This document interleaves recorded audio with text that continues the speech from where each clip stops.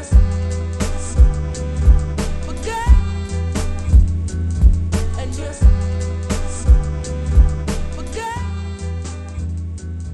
and just. What's good, everybody? Welcome to the Tourage podcast. I want to start doing something a little bit different now where I kind of set the expectation for the episode. I just want to run through some of the topics that we actually talk about. Scott Stolze, him and I met at a Boston men's group function.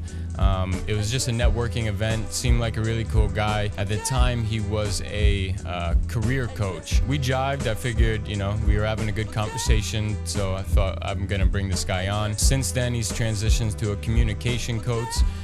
So he helps people become great communicators at work so that they can experience more success in their career. Throughout the episode, he's a communications coach, and whenever I hear communications coach or career coach, immediately I get a little bit, I have my reservations. So I definitely interviewed him as if I was someone who wanted a career coach or a communications coach, do I really think this man could do it? And I'm at least happy to say that I definitely do believe so. So I played devil's advocate a lot in the episode. I really got the answers that I feel like you'd want to hear if you were going to have a communications coach. He definitely passed the interview. One thing that I realized right away is Scott's a very good communicator. A reoccurring theme throughout the episode is, what do I want my life to look like and who do I want to be as a person? We both get into leaving a cookie cutter career, what it's like to figure out, in the first place, what is my purpose, and then now how do I go about creating a path, a sustainable path to get more aligned with my purpose.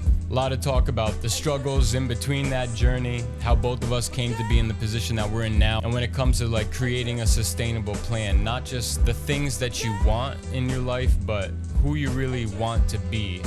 We talked a lot about how you even talk to yourself, the expectations you should set for yourself in the journey that you're about to go through, how to interact with different people, how different people play different roles in your life. A lot of talk around setting up an ultimate truth or something that you really know that you want to aim at. We talk about grace and accepting grace, the creative process, social media. A few plugs really quick. I used to do a timetable of contents. I'm not going to do that anymore, but what I will do is include underneath in the comments section, I'll include links and the names of various people that we've referenced, or stories or talks or songs, whatever it is we reference along the way, I'll put below. Jordan Peterson, you could look next to his name below. We put the time in when I do the BreakBeat philosophy. That's a hip-hop beat that my boy Nick makes, and then some philosophy from a different thought leader or philosopher that we put over the beat, and kind of use it as a generator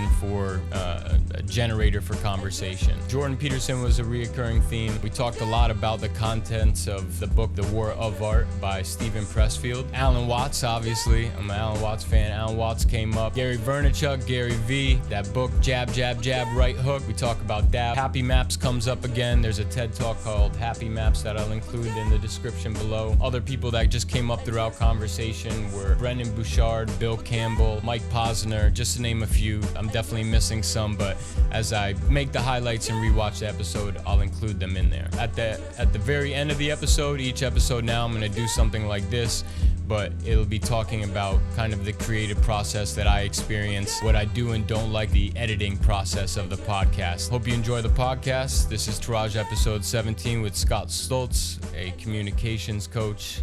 Enjoy. Scott Stolze, thank you very much for coming. Thanks for having me here. Yeah, I appreciate it. I guess I'll set a little bit of the I set the scene for people who are listening. So Scott and I met each other at, it was Boston Men's Group, right? It was. Yeah, so I would do these things for work. I could just go online and check out different meetups for just different things related to my job. And while I was doing that, one of the ones that I saw was Boston Men's Group. And honestly, the very first thing that I noticed was that it kind of looked like a pretty girl was running it. So I immediately looked into it a little bit more. I was like, what's this? Why is there a woman running this? And I saw her explanation and it seemed good. And I gave it a shot one night. I think, what do they do on a Tuesday or Thursday night? It varies. Yeah. Yeah, a lot of them have been on Thursdays. Yeah, I only got to go to that one because work got busy and all these other events. But we went there, and this is a good place for different men in Boston that regardless of their position. So I think a reoccurring theme was, a lot of like males that were in corporate, and ages would probably vary from, there was some early 20s, but I'd say like mid 20s to like early 40s of men. And it's really was more of just like a safe place for men to come and connect and talk about things that mean a little bit more in life, things that they want to accomplish and achieve, and really just to be able to have this base of other individuals that were alike to them that they could share and feel comfortable around and help grow, right? Would you describe it any differently? Yeah, I think Megan Marini founded it, and one of her principles or objectives was to give place.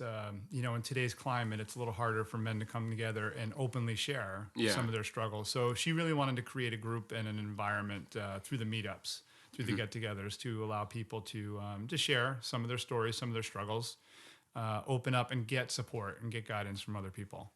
Yeah. So, and that's why in some cases, I think the one that you and I met at was a little bit larger than some of the smaller ones. Really? Yeah. There was one get a little closer.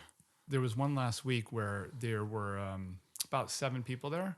Oh, okay. I think the one that you and I met at, there were probably about 20 of us. Yeah. But when there's 6 or 7, the good thing about that is like people can really share and dive into more personal story. Yeah.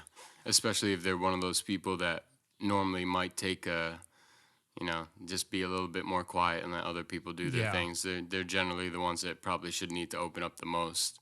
So Absolutely. It's a good environment. What originally brought you to that group? Knowing Megan for about a year and a half now. Yeah. So she originally approached me to run some ideas by me. Oh, okay. I think on 2 or 3 occasions, her and I talked like coffee shop meetups and one time over the phone about her idea.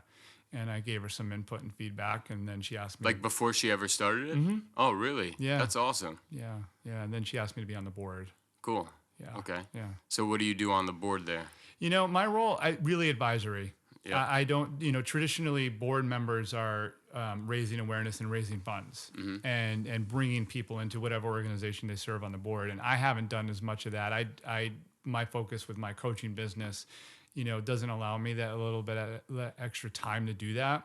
So I really have been, an advisor for and a confidant for Megan. Okay. And I make sure, so I'm there for Megan, and then I also make sure to go to as many events as I can to take part. Mm-hmm. Like the one you and I met at. I shared a little bit that night. I think I threw a question or two out. I like to contribute in that way, and I've done some videos for it too. Oh yeah. Yeah. Like for social media and things, or. Mm-hmm. Okay. Yep. For the Facebook groups, and I think she's posted them or clips of them on Instagram. But yeah, she likes to put videos out once or twice a month. Okay. Yeah. That's good. And then so for everyone that's just tuning in and has no idea anything about either of us, like, can you say a little bit about what it is, at least like for this situation, at the time that you met Megan, what it was that you were doing and where your career was going at that point in time, why she asked you to help advise? Sure. Yeah. So when I met Megan, I was a career coach. Mm-hmm. I was in almost 1 year in at that point. I left my corporate career at the end of 2016. Okay. I was 18 years in corporate. And I left fully intentional to become a coach. Okay. And I started as a career coach. And there's a lot that went into that. We may or may not unpack some. But Megan and I met at a couple of events in Boston and got to know each other. And she knew what I was doing. She knew. And I think we had seen each other at workshops too. Oh, okay. So we had rapport. We had synergy. She's not necessarily a coach, but she's done a lot of leadership training.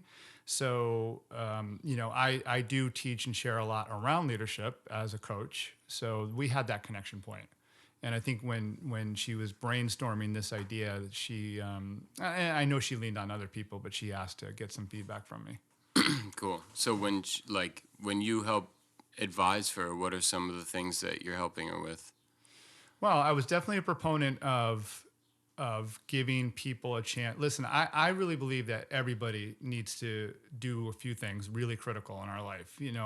One of which is to be very truthful with ourselves. Mm-hmm. As you know, and I know you're a very thoughtful, mindful person. I can tell that night we met, we need to get connected to what's going on inside of us. A lot of people struggle with that for very understandable reasons. I struggled with it for a long time. The only reason I'm at where I'm at today is because I chose, starting in 2015, to start doing really intensive work on myself. I'd always been into development, self-improvement, and growth. Always read a lot, always listened to like some tapes and videos and all that. But I really dove in and invested starting in 2015 to work on myself, to really uncover like what are the things that have served me well and what are the things that have held me back, and grow the things that serve me well and work on the things that hold me back. And, you know, and it requires people to be really truthful with themselves, you know, like, you know, with our career, this is a very simple, but helpful example. A lot of times people will rationalize, my bills are getting paid. Look at my business card. I have a good job as per what society says. Yep. I'm kind of moving up. Therefore, things like my happiness, my belief in my purpose in what I'm doing, those will take a back seat because all those other things so they're rationalizing instead of really being truthful and asking themselves honest questions along the lines of, when I wake up every day, you know, am I lit up? Like, am I ready to go attack this day? When I'm driving home from work, am I feeling like I did something meaningful? You know, and another big one is when I'm thinking about down the road, where do I see myself as a person? Not title-wise, not like what company I'm working for, but what do I see and envision myself doing? And those are some of the things that are really hard for people to unpack and be honest in, because it takes them a little out of, or in some cases a lot out of, a comfortable space. Mm-hmm. And so I chose to make myself, you know, very connected to working on myself and being truthful and uncovering where I wanted to go as a person. Back to your question. So I was a big proponent of Megan, you know, saying maybe you with this group and me as an advisor and a board member, I can help with this. And as a coach, to encourage and enable. I've learned we can't fix people. Nobody can fix people. But we can give them platforms, we can give them environments, we can enable and empower them and encourage them to share, to speak up, to ask for help. Mm-hmm. And so with that being said, that's a big reason why I was drawn to what Megan was doing. Okay. I wanted to help her create a situation like that. One thing that comes to my mind right away is just what was it in your life after 18 years of corporate that made you decide to double down and focus on that for yourself? Like, skip everything else and how you advise people and where like, I guess how you wanted your career to go is important, but what was happening for you that made you really need to, you know, readdress that and think about it like that, make a change? Yeah, I think, and I'll start off high level and I can certainly go a little deeper. You know, I used to look at my corporate career. I took a few years away in the 2000s to do volunteer and nonprofit work, and happy to share a little bit about that. But I did go back to corporate in 2011, and I wanted to and needed to. I felt like I needed to learn more and grow as a leader. Mm-hmm. But was money an issue too? It was, in that after 3 years of nonprofit, I had kind of martyred myself financially. Yeah. I was broke. Yeah. And it's definitely part of my journey. I mean, I spent all my savings. I did 1 year of volunteer work in New Orleans after Katrina and lived off my savings. And not only did I live off my savings, but I put a lot of my money into a nonprofit that I helped start down there.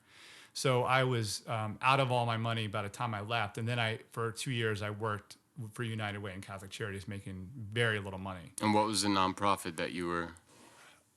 It was called Furnishing for Hope. And what happened was after a few months in New Orleans of doing like a number of different projects and volunteering and doing, you know, everything from rebuilding homes to volunteering at schools to warehouses, like where donations were coming in, I identified a really glaring need and hole that there were, because I went 16 months after the storm. And I was motivated by seeing on the news how poorly the recovery efforts were going. So I wanted to go down there and help. And a few months after getting there, I was noticing that there were quite a few families, not a lot, but there were some families moving back into their rebuilt homes. Some, slowly but surely, some homes were being rebuilt.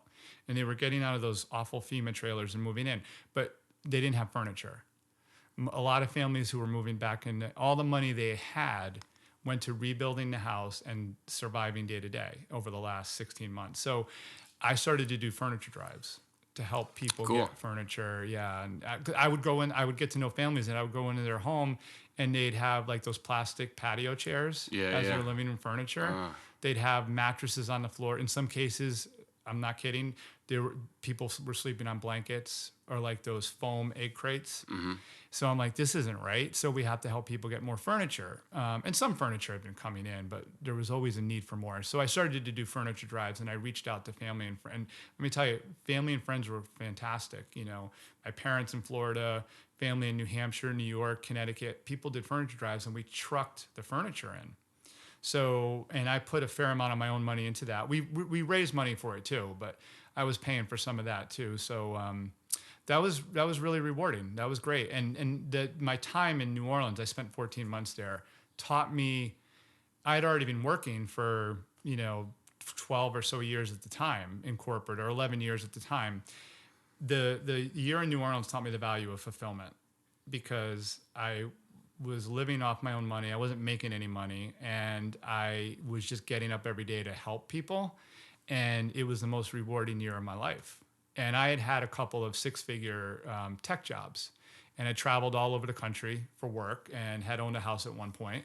But I'm like, this is the most fulfilling thing. So I knew that planted the seed of, I at some point in my life need to create a situation where I'm living based on purpose and fulfillment. Not salary, not job title, not stuff, materialistic things. And those things are good. I'm not saying it's not good to have nice things. It actually is really good to have some nice things in your life. But I'm like, I got to craft a life that's predicated on purpose and fulfillment. That's where I learned that. And a few years later, I went back to corporate at CVS Health. Did you want to when you did? I did. I was mentally, after the 3 years, I was mentally broken, financially broken, and even my self-esteem had been dinged. Sorry to interrupt, No, but was it like, was your work-life balance, was it like a freelance like work like lifestyle? You know, was it, I mean, you didn't have a office and set hours or anything, right? This was a goal or a project that you're working on, and you did it as you did, or was there somewhere that you went to work, and was there structure to it? Was this are you talking about in New Orleans? Yeah. There wasn't a ton of structure to it. I just went where I needed to go. I didn't have a home office. I was staying with, I first stayed in a volunteer camp for 3 months, and then a resident who got to know me, I was volunteering at her school, offered me a room, no charge, in her house. It's pretty cool. So I had although I slept on an air mattress for 8 months, but it was a free room. It was great. So I would just go out all day and work, and I would just go wherever I was needed. There was plenty of places, projects, and things for me to do. Sorry about that. Shouldn't be hooked up to the JBL. It's all good. So I kind of created as I went. I just, I didn't have a home office, and the structure was whatever I chose to make it, during that time. But, that also taught me, what was good is I had always worked for pretty big companies to that point. And I had three main employers prior to going to New Orleans, and always worked for pretty big companies and had been on the road a lot. And this was good to learn how to create on my own, to not go into an office or to a client site, and I kind of was told or knew what I needed to do. In New Orleans, I learned the value of, I had to create and craft and figure out what to do. And there's a lot to be said for that. Difficult, right? Yeah. And don't believe me, there were days where, I remember them very well. There were days and periods where I would drive around and say, like, how effective am I being? What do I do next? I knew my shelf life would be about a year. Once I knew I was going to stay longer than the original 2 to 3 months that I planned, I knew it would be about a year, but I'm like, I got to maximize this. And there were times where I questioned what I was doing. But in the end, I always found new ways to help out. And I grew. I met, I neglected to say this earlier. When I started the nonprofit, I met 2 other people who had come down to help for a few weeks. And I started it with them. They were very intrigued. I had already been doing the furniture drives. They were very intrigued by what I was doing and wanted to help out more. So together, and they were a couple from New Jersey who both worked. They had good resources. So they did things like the legal side, filing for the 501c3, getting some more donations while I was on the ground in New Orleans, like doing all the operations. Yeah, Yeah. that's huge. I mean, anything at that point that can help with the bandwidth and the workload, because you talk about like needing to maximize. If you know you have about a year, you got to maximize your time. And then at the same time, there's a struggle of like, okay, well, there's like a healthy way and a sustainable way to do it. And then there's that me in the back of my head that's telling me like, you only got a year, you got to do more. And, you know, maybe for the first like few months you're good, and then a few months after that you're like, okay, you're in that mind state and you're like, I got to do more. And then as soon as you get to like that, I'm on my month 5, 4, 3, and it starts counting down, it becomes harder and harder to stay in the right mindset while you're working on something, because you know you only have a little bit of time left, and then you feel burdened with like that stress level or whatever it is that you're concerned with at that time. You know, that to me is one of the harder things to be able to work through, right? I tell myself, one of the lessons, Samson, that you need to learn in this lifetime is how even when everything isn't going right, whether that's your timeline or financial stability or anything like that, okay, you have these 3 hours now. Are you going to sit and stir about all the shit that's not going right or how little time that you have or whatever? Or are you going to put your ass where your heart wants to be and just start doing it, right? I read in The War, I think it's The War on Art by Stephen Canterfield or something like that. Yeah, it's a Yeah, great yeah. book. And he says, you know, just put your ass where your heart wants to be, right? You want to paint, sit, don't just, you know, want to paint. Like sit in front of a blank easel, you know, sit in front of something blank with your paint ready to go. Just sit down and be there, right? It's like, just do it, right? As soon as you get going, the momentum will help and carry you through your task for the next several hours or the next several days or anything like that. But just, you know, I've been my own worst enemy in stirring and all the shit that's going on and not being able to focus, right? Next thing you know, you've done nothing with your free time. You've done nothing but sit there and stress out. You know, it becomes much more difficult.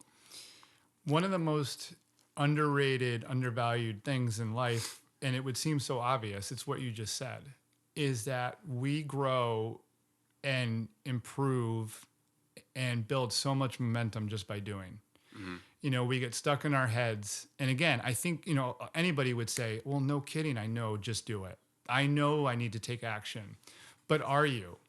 Yeah. And I've learned, you know, I've had enough life experience now, including that whole New Orleans. I had no idea what I was getting myself into going. I didn't know a soul there.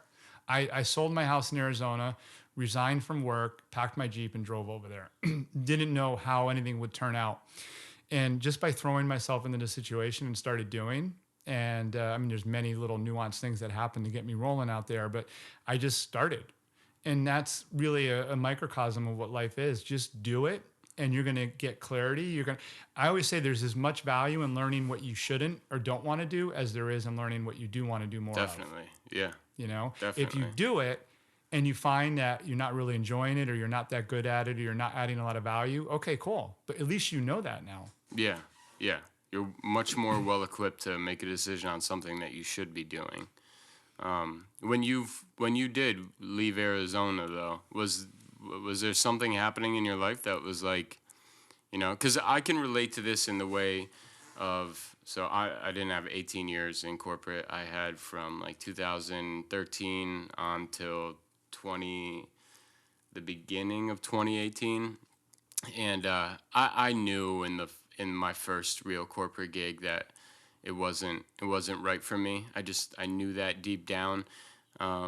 There's a lot of other things that go into why I decided to take what job, but it was basically like the last branch before you hit the ground, and you took it, and then next thing you know, I have a degree in business management. I have a minor in communications and psychology.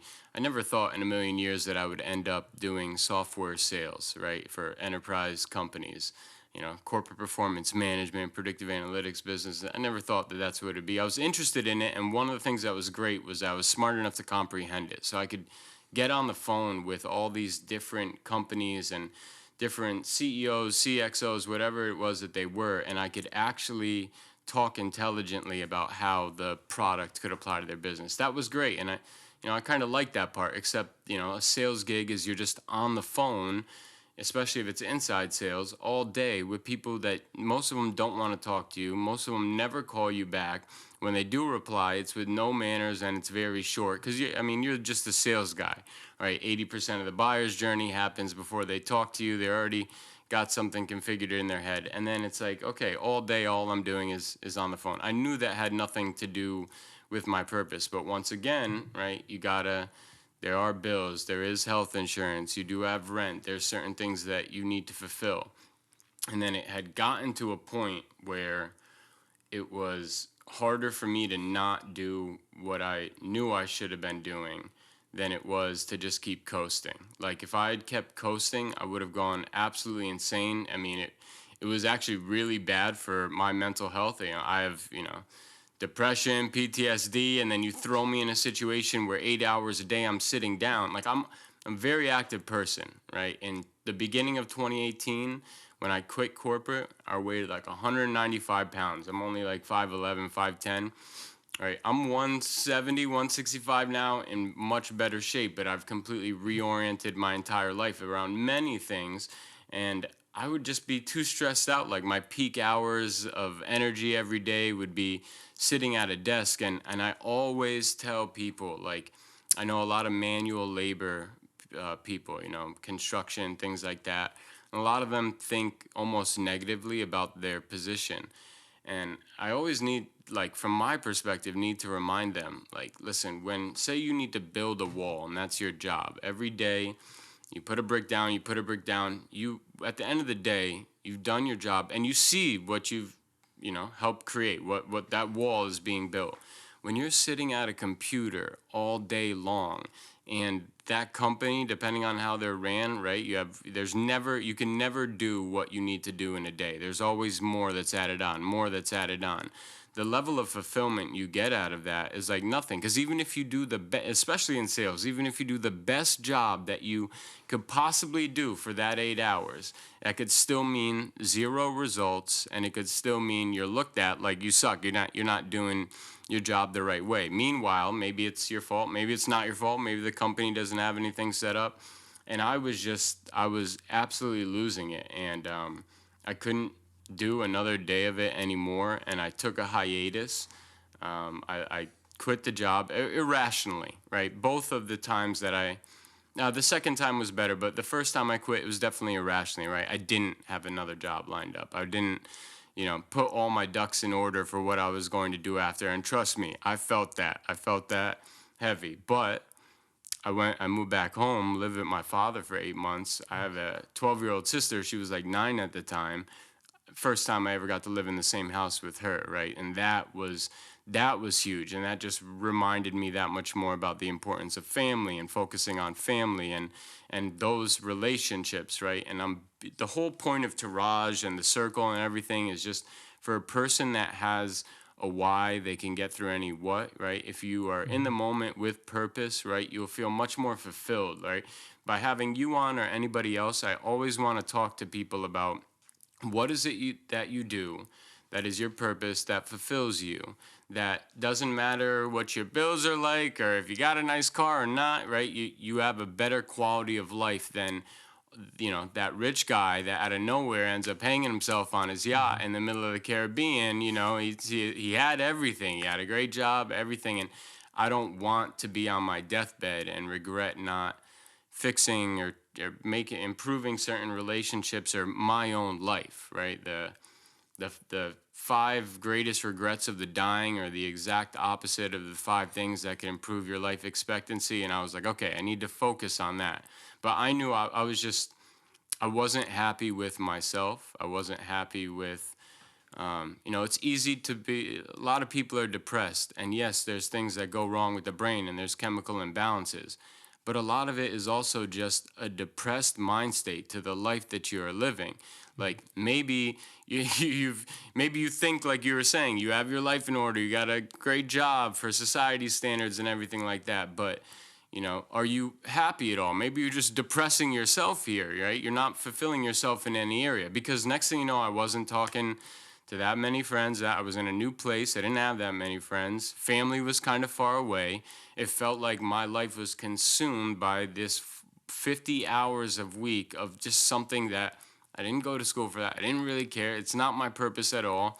And you get left behind. And that's what made me want to make the change there. So I always, like, I wonder when you say you got up and I left Arizona, like, what was going on with you that made you just feel like, okay, that's it. This is the time.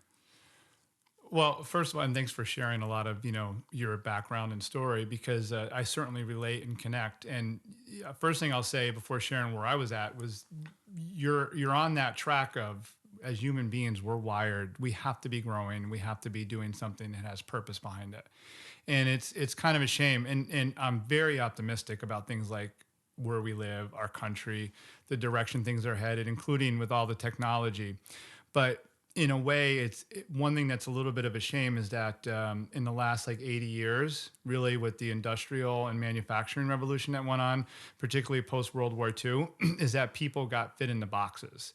Like there was a lot of roles, jobs, companies, businesses created that were more plug and play than they were about humans, masses of people creating things.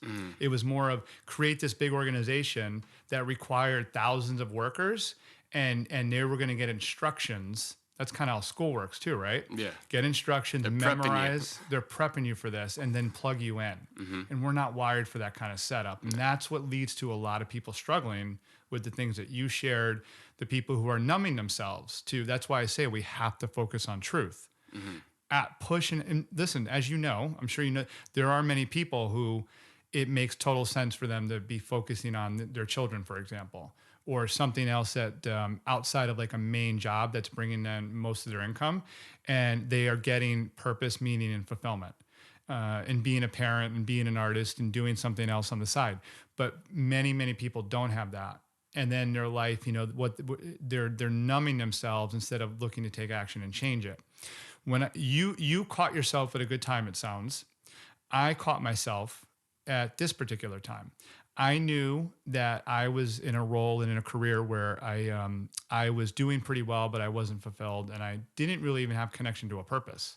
I literally, these are not exaggerated in the least. I would, when I was working for a company in Phoenix, I would go into empty conference rooms and look out, and it was a pretty nice scene. We were about 8-10 stories up, and I could look out over downtown Phoenix and nice setting, and I would just stare and say, what am I doing? I'm making plenty of money. I have a good job. I have a solid job, but I don't know what I'm doing with my life. I would also sometimes drive home really not miserable. I was never miserable or depressed, and I never hated any of my jobs, but I would drive home thinking to myself, there's got to be something more. So when I saw what was happening in New Orleans, I didn't say, I was very conscious about this. And this is really important. Sometimes we do need to move away from something. A lot of people quit a job because they can't stand their boss, or it's a toxic environment, and you should leave those situations. And what you're doing is you're moving out of or away from something. I wanted to make sure I was moving towards something, which is in the long term much healthier. So I said to myself, I'm going to go and I'm going to, work on myself and discover something that's a little bit different. And it blew expectations out of the water. Like I said, I thought I'd go for 3 months, and I ended up going for 14 months. Yep. But I definitely was moving in a direction where I needed to change my life. I'm and it was great because I said to myself, I can always go back. On the drop of a dime. I mean, I've got great work experience. It's not like I'm gonna have a hard. Now, this was before I knew that a few years later the economy was gonna tank. But I'm I'll get a job again if I need to. And lo and behold, I did. In 2011, another corporate job. But yeah, I knew I needed to do something, and I'm so grateful. I'm 47 years old now, and I'm not young, I'm not old, and I don't care about age. I mean, I just am what I am.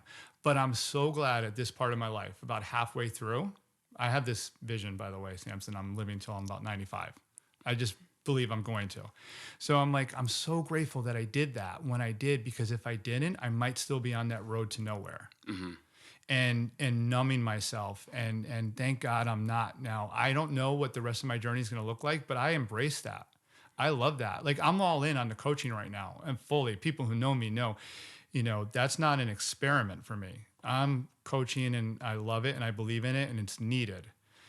But life has a funny way of working. Like the more you do that's aligned with who you want to be. Yeah. Yep. That's where grace comes in. That's where Yes. all of a sudden, all of it. Yeah. It's So there actually one of the other episodes I did with Leah Bass, she came on, she was a model, and we do this thing. Actually, this might be a good time to segue into it, where we take philosophy and we put it over a hip hop beat and just use it as like kind of like a generator for conversation. And I have a Jordan Peterson one queued up for you. But there was this part that we listened to Alan Watts, and he was talking about accepting grace, and just how like accepting grace and doing what you're supposed to in your truth, or how they're like so much the same things. I'm probably ruining it, but the way he describes it is just, the more honest you are with yourself and what your purpose is and what you're trying to do, and the more work you put towards that, the more grace will come into your life. So it's funny how when you finally do decide to align yourself with what you're passionate about and what has meaning. Think of it like this. When you're a little kid, there's certain things that you used to do, and next thing you know, 3, 4, 5 hours would go by, and those are the things that you were just keened in on. Why? Because you felt like you had purpose when you were doing them. You loved to do them. You were genuinely interested in them, right? Albert Einstein says like the greatest form of education is play, right? And you're playing, you're doing that. Well, when you do all of the right things and you're working on something that means something to you, the world just happens to align like for you to help that work. But first and foremost, you need the carrot, which is the goal dangling in front of you, that you say, there's what I want to aim for. And you need to start working towards that, or else how is the world ever supposed to know, what you're, how to award you with your grace if you don't even know what you're trying to go for? And that's why I think a lot of people that don't necessarily understand their purpose, or they stay in those dead-end jobs or whatever, they don't really get to see grace come in like that. It's a funny thing. It really does feel like a higher level thing when grace hits you, and out of nowhere you get an apartment with your buddy and you do hip-hop, and things like that. It works that way. And I think that's so important, but you need to know what it is you want to go for first. I think we need to know, and I'm very aligned with pretty much everything you're saying. And this is great to call out, because I think the more people can connect even a little bit with this, it's going to be extremely helpful. And I think we need to keep taking steps and looking at, thinking about, and working on what do I want my life to look like, / who do I want to be as a person, which is aligning with what you're saying. We get too caught up in this society that we're in now. And I get it. Like, I'm a realist. I just am. Like, I'm not negative. I'm not ultra positive about like everything's going to be great. This is the world we live in now. And we live in a society where things like the job that you have, how you come across on social media, the home that you own define so much of who we are. And that's not who we are. Mm-hmm. Those things are great in a role, as a complement to the life that we're living. They really are. Like, I love using social media. I want to own a home again one day. I want to make an impact in my career. But I need to first, like, if I really want to do it authentically and powerfully and with meaning, I need to know who I am, and I need to know where I'm going.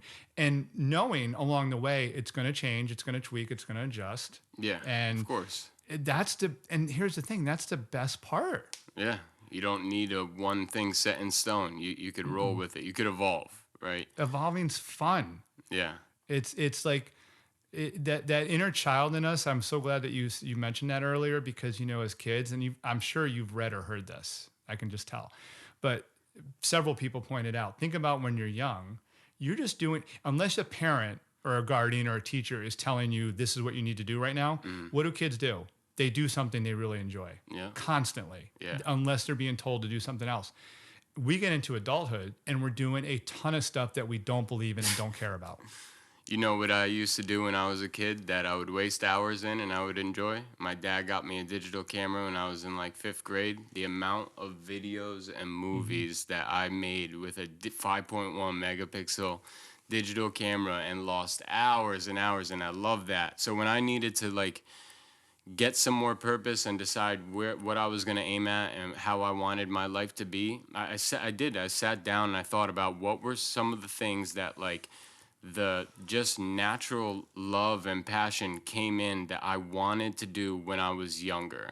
What before drugs and alcohol, before you had responsibilities and rent and jobs and everything else, what were the things that I lost hours in then? Because at least it'd be a safe bet to reassess, are they still now, and is there something in there? Because what a safe bet, right? Here's something that you could lose hours in and you love to do. Well, you want to pick a career, you want to pick which way you want to go in your life. Okay, we're talking about one where you're just being told what to do and you don't really think that that's your purpose, and another one where maybe you get paid shit or whatever it is, but you enjoy it and you love it naturally. Well, at least that's a safe bet that your Excel path will always be healthier in that direction than it will here. Because like I said before, I understood the software.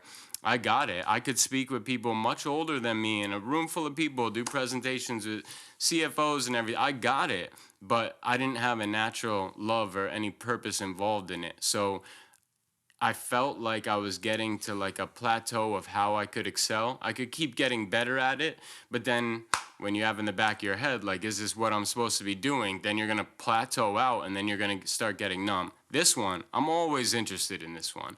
I'll always want to do this one. I always want to talk to people, make people laugh, get into like some of the deeper things than just the video and set up things. I always love that. So I was like, oh, I'll go for that for a little bit. So can we introduce another angle to this too, though? That I think is really important is we so need to enjoy and believe in what we do. And in today's world, what I've come to learn, especially the last few years, I would not have been able to speak to this a few years ago when I was still in my corporate job, is you want to intersect the things that you really enjoy and believe in and have some passion for with things that you're truly good at and brings value to other people. Mm-hmm. The key when I get asked, and as you know, I'm now a communications coach, not career coach, but there's so much overlap and synergy. And I get asked all the time, well, how do I create or find, this great job or dream job? And first of all, you're creating it. You're not finding it. And there's no luck or stumbling across, a good job or a job that you believe in. You create it. And one of the things you do to get there is you take your experiences in life. I don't care if you're 25 or 45 or anywhere in between or older. Think about the things that you've done that you've enjoyed, that you've been good at, and that have provided value to other people and solved problems. And intersect that with what you really, like I said, what lights you up and you're passionate about. And that's what you want to create for yourself. And the beauty of today's world is there's no more gatekeepers. Yeah. We're sitting here in your home studio recording, video and audio and creating what hopefully some or many people find to be valuable wisdom and content. And there's nobody we have to get permission from. I tell people we don't need permission anymore. My parents, your parents, had to ask, pick me, please. Yeah. Now we just do it. So do the things you're good at and provide value in and that you believe in and enjoy in a way that solves problems for other people, and the money and the opportunity will come. Mm-hmm. Because I want to be clear, I really believe that we should have somebody who martyred himself financially 10 years ago and went from having, plenty of money in the bank to being in debt. Money is a great tool. And if you want to truly have freedom in life, as you know, to do the things you want to do, you need to have the right resources, and money is a big part of that. So earn as much as you can, and you should. And again, with no gatekeepers or people to give you permission, just put it out to the world and connect with the right people who need your value. Whether it's 5 of them or 500, connect with the right people who need your value, and all the great opportunity and reward and money will come. Yeah, I feel like this conversation could glitter, right? And it could sound great. And then there's a bunch of people, and I've been in this situation before, that are listening, that are just thinking, yeah, but okay, here's how much I know I need to just survive, right? So I'm sure you've worked with a bunch of people who maybe they already do kind of have a good idea of what it is that they want to do, what kind of value they could bring, where that intersection might happen. And you say, listen, just do that and work at it, and the money will come. Okay, but I think what a good point to address there is like kind of my situation right now.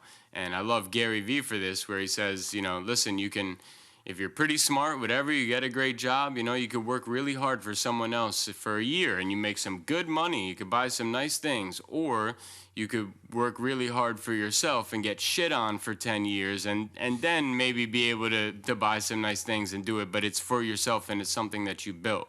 Now, for anybody that you work with or that we end up talking to, throughout our journeys in life, they're going to have different levels of transition to that path. And now, if you're a single mother and you got a couple kids and you're responsible for them as well and the bills, but you're also miserable and getting numbed out at your job, this is, there are things that you need to fulfill, and there are just responsibilities that you need to uphold. That is bottom of the barrel, right? So, no matter what, 1 through 4 is what I must do. 1 through 4 is my kids. That's me. That's keeping the lights on. That's whatever. And I want to transition to something that I believe is right for me. And here is where my biggest struggle came in, because I quickly realized that it's not just, listen, man, you have a 9 to 5, focus your 5 to 9 on the things that you're passionate about, and then slowly work on that, and you'll be able to transition to it later. And I tried to do that, but in a creative space when it came to art and music and things like that I'm passionate about, like we were talking about before the podcast. You can't pencil in your passion time and your genius time, right? You can't be mad that the 2 hours you had on Wednesday night, you're not getting what you need done for your passion project. Meanwhile, you're spending at least 70% more of the time focused on your normal career on the day-to-day. And even more than all of that, which I found out much later on, is yes, you could spend a few hours after work working on something else to make the transition, but it's depending on the kind of job you have, it's more than just your hours in the day. Because when I get home from work, I have a schedule of what I'm going to wear tomorrow. Is everything set up correct? There's a certain way my lifestyle needs to go just for that job to be successful, right? So I need to be able to shut the computer and then move on to the next role. But then I need to establish momentum in the creative role, in the other, 5 to 9 piece that I'd like to eventually transition to and be successful. And I see it now. I go into work and I get into my corporate mind state and thinking like that. It is very hard to just wipe off that momentum. Like, I have a rule now. My computer shuts. Sometimes I don't even bring my computer home with me, but even then, I still need to be the Stephen Matthew Sampson that is going to be the director of business development for this engineering company tomorrow. But it's 5, and now it's supposed to be me time, but then an hour is taken out and just making sure everything's good for tomorrow, and am I, well-established human being, and then I need to somehow jump into the, put my hat on and be the passionate, creative Stephen Matthew Sampson that's going to do the podcast or do something else. And changing that momentum, period, is so hard. So if you're talking to a single mother, right, she plays the mom role, she plays needs to hold that job role, and then on top of it is thinking about how she needs to transition into something else. So I could, see someone sitting there like, oh, easier said than done, Scott and Samson, must sound nice. Like, what do you do when you're in my situation and you need to watch after these 2 kids and this and that, but you also have a dream that you want to fulfill? Where do you start poking at the conversation for how that person starts? Well, there's a few things, and absolutely, I want to acknowledge for sure that people's circumstances are all different, and people absolutely have to take into account certain things that are very relevant, prevalent in their life that you just can't wish away. Yeah. Obviously bills, and if you're a parent. Number one, though, I want to say, because I've come across this, and we know there's a lot of people who feel and think that way. Not only do we run into it, but we see it with some of the bigger influences online. They get these questions all the time, too. Is having that mindset, number one, is not going to serve you. Mm-hmm. Having the mindset, yeah, but is not. I'm not a woo-woo guy, but I'm 100% all in on mindset. Yeah. Accountability and ownership, of gratitude, of service to others, and of growth. We have got to have those as the pillars of our mindset. And you have to look at things like, okay, I'm going to, and then fill in the blank, whether it's working on more clarity for myself or giving myself more opportunity, which is where I'll dive into next. So have a healthy mindset and don't question it from a place of, yeah, but. And the second thing I would say is create opportunity for yourself. I think one thing that's really important, and I agree with a lot of what Gary Vee says, including patience. And I think there's, in some of the things that he shares or espouses, there's kind of a nice middle point, because I don't believe you need to do 12 years in a liquor store to create something as impactful as he has. His journey was that. But I really believe that we as people, you, myself, and many others out there, what can you do every day, every week, every month to create more opportunity for yourself? We put a tremendous amount of pressure on ourselves, myself included. I've had to work very hard on this. I have coaches who help me with this because I am very demanding of myself. I'm very focused, and I lean more towards I have to work a lot in order to manifest something instead of just allowing it to create. Yeah, you got to work. Yeah, and you do. Got to work, yeah. You do, but we also have to believe and trust that our intentions, our clarity, combined with the action is going to lead to very good things. So I would say, even if you're just doing it slowly or a step at a time, create opportunities for yourself. Maybe it was 1 hour after work that you were able to get a little writing or creativity done, as opposed to 2 or 3. Maybe one day a week you're going to an event that you can connect with other good people to introduce yourself to, share with them what you're doing, and also learn about others. And you never know, you might meet a person who's going to help you go down a road that's going to lead to great things in your life. We have to look at it from a place, to me, it's you can choose to look at it from a place of scarcity or abundance. And again, I know, I'm here to say, whether you're seeing me visually now or just via audio, it is difficult. It's hard. But remember, it's hard for a reason, and it's meant to be hard, because the truly good, here's what's easy. Getting home from a long day at work, scrolling through social media, throwing some food together and or working out, flipping on Netflix or the news and chilling out. And there's nothing wrong with that, doing that from time to time. What's hard is saying, okay, what am I going to now do after work, after feeding, the kids and spending some time with them? What can I do that's going to create some opportunity for myself? I'm not living in a place of scarcity where I don't have this. I'm coming in from a place of abundance of, I have an hour right now. Maybe I make one phone call, send one email out. Maybe I read one article or listen to one podcast that's going to give me an idea. Books, people always said, $27, $30 for a book is worth every penny, because even if you just get one idea out of that, it could last you a lifetime. Same thing with watching a video, same thing with listening to a podcast.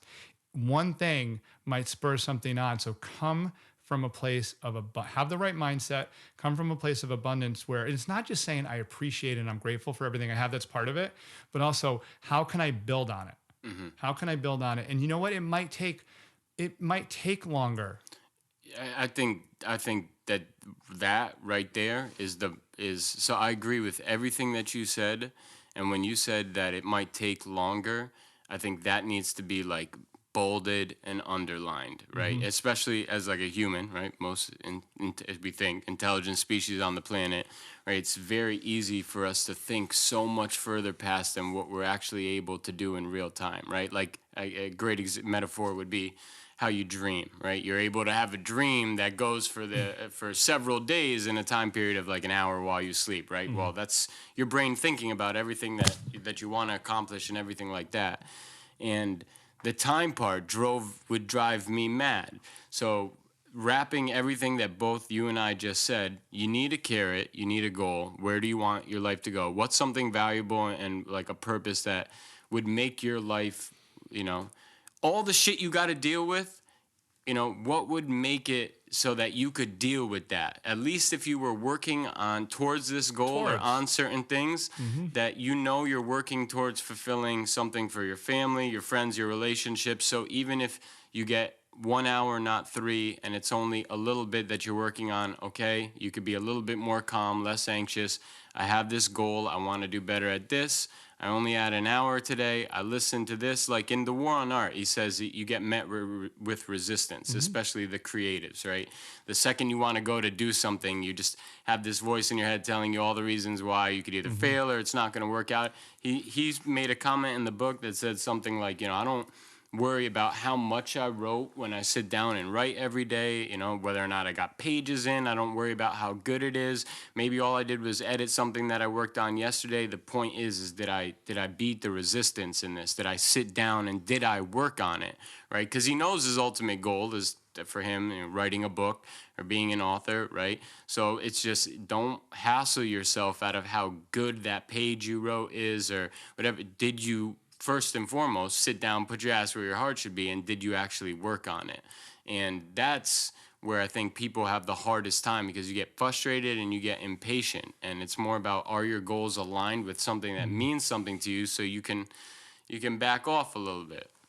And we're a very results-driven society too.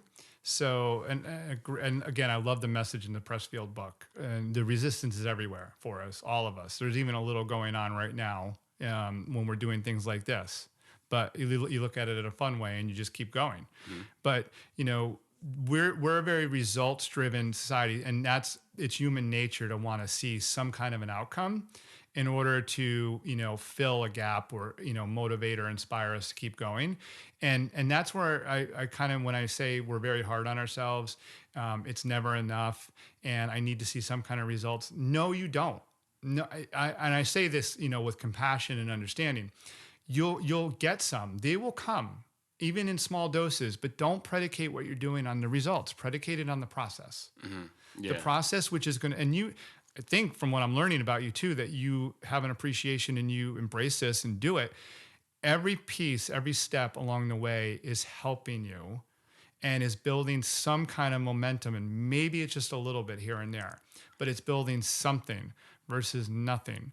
And we have to get our fuel, and our drive has to be tied into I'm doing, not I haven't created this yet. Because the moment, and that's why I'm a little leery of goals. Some goals are great in some, like a short-term goal, I'm running a race, or, you know, this month I want to bring in X dollars. Like more broad, yeah. Go for the process and the movement forward. And that way you're not gonna purposely disappoint yourself, and you're also gonna say, you're gonna appreciate more of the abundance rather than the scarcity. Yeah. And I just think, you know, again, we're super hard on ourselves as human, as living beings. Yeah. And we focus too much on what we don't have. Yeah. Have to turn it around. It's all narrative in our head. For sure, definitely. And I think actually now that we're talking about it, one of the things that would have helped me when I was younger, and even still now, is like when you want to tell someone to focus on the process, you know, once again, also easier said than done. But if you were to look back in your life on something that you're very proud of doing, something that was hard for you to accomplish, it's especially when you're not consciously thinking about the process while you were getting to that point. You would look at that, whatever it was that you accomplished, and you would realize, you know, after the fact, you would say, wow, everything that I did, I remember those days that I was struggling with this, that I you know, just working long hours, or I thought it was going nowhere or anything, and you would realize how the process sculpted you the right way in order to make you, you know, successful later on. But a lot of times it's hard to see that while you're going through it. But if you could find an example in your life that something that you really did work at and it became successful. Maybe there was no goal date or anything, but you know, you got that promotion, or you mended the relationship with your father or whatever. It's not until after that happens that you can look at all the shit before it and go, oh, I see why I was doing it that. You don't know why you're doing it that way when you're doing it, right? It's like, I see how that actually, and if it wasn't for this, then I would have never realized that, and I would have never talked to my dad about that. You know, those things, you see it after. And I think if you can, you know, calm yourself a little bit and remember that it was the process that got you to that goal, or, you know, be successful there, that you could kind of chill out a little bit and, all right, I have 1 hour. What can I do with this 1 hour? Because if I had never read this page on this day, then in 2 years from now, I would have never had that idea that solved everything. You know, you never know. Yeah, and it's crazy when you think about it, because we're conditioned since we're little kids. And if you look back on it, it kind of makes sense. Grades, projects, school projects, of course, certain, kind of whatever you want to call it, like accomplishments along the way of life, if depending on your religious background, confirmations and baptisms and things like that. There's always like a destination or result that people focus, graduating 8th grade, graduating high school. And then, of course, college degrees, if you go the college route. And then when you get a job, it's all about reviews. How does your review come out? Do you get your annual increase and your bonus? Everything's about like points and destinations. But life doesn't work.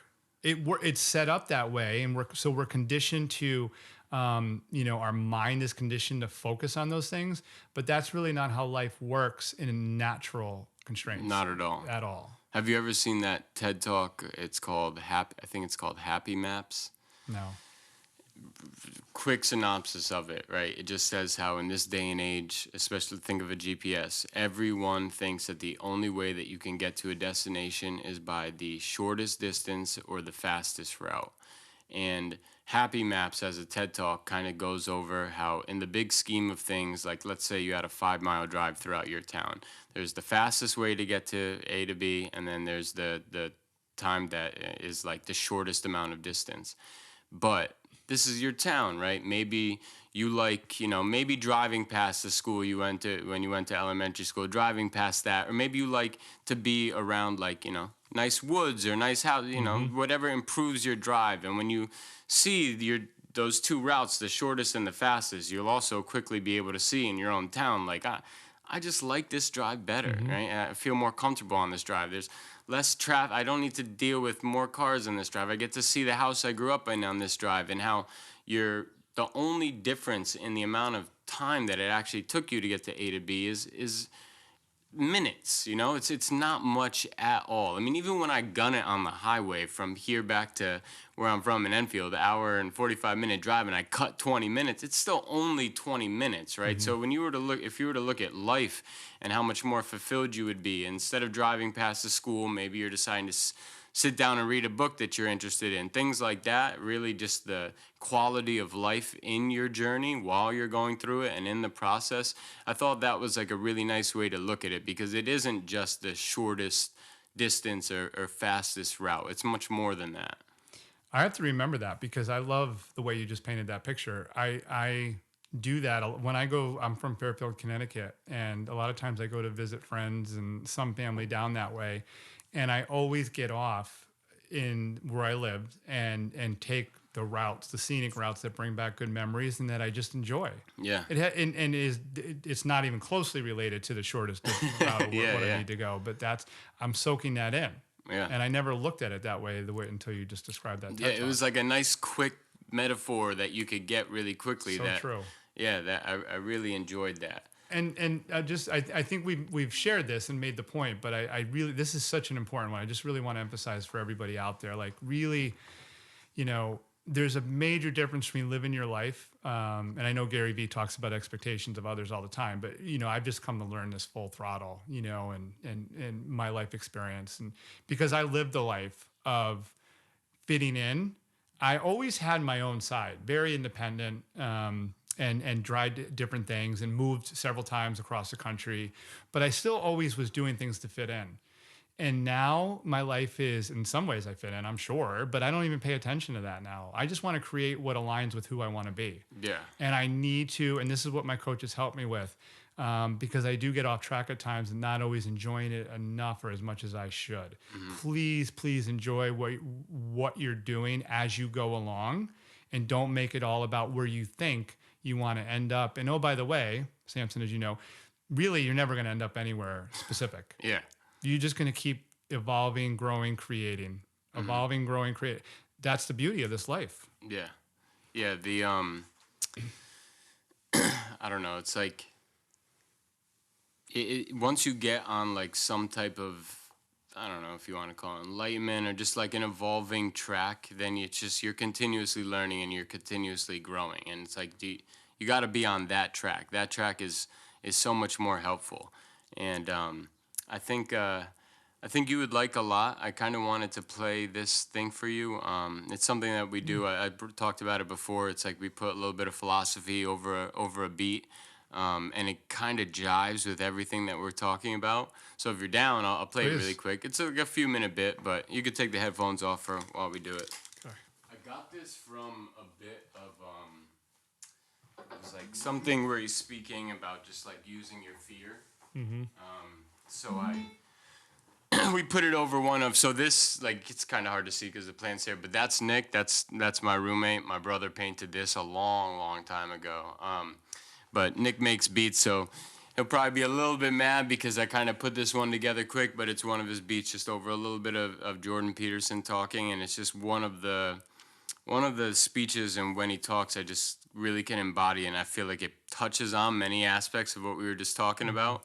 I put a pen and paper there if anything comes to you while you're listening to it. Just remember, because I tend to be a long format person, and therefore also kind of, this is like 4 or 5 minutes, I think, something like that. But yeah, I'd love to know what you think from it. Sure.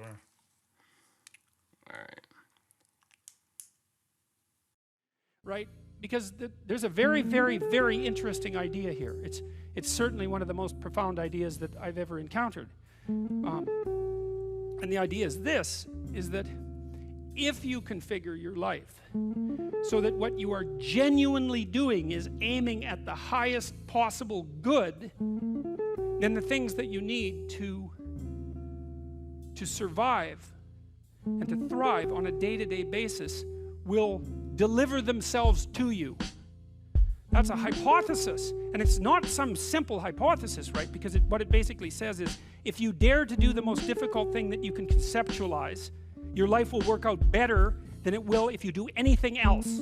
Well, how are you going to find out if that's true? Well, it's a Kierkegaardian leap of faith. There's no way you're going to find out whether or not that's true unless you do it.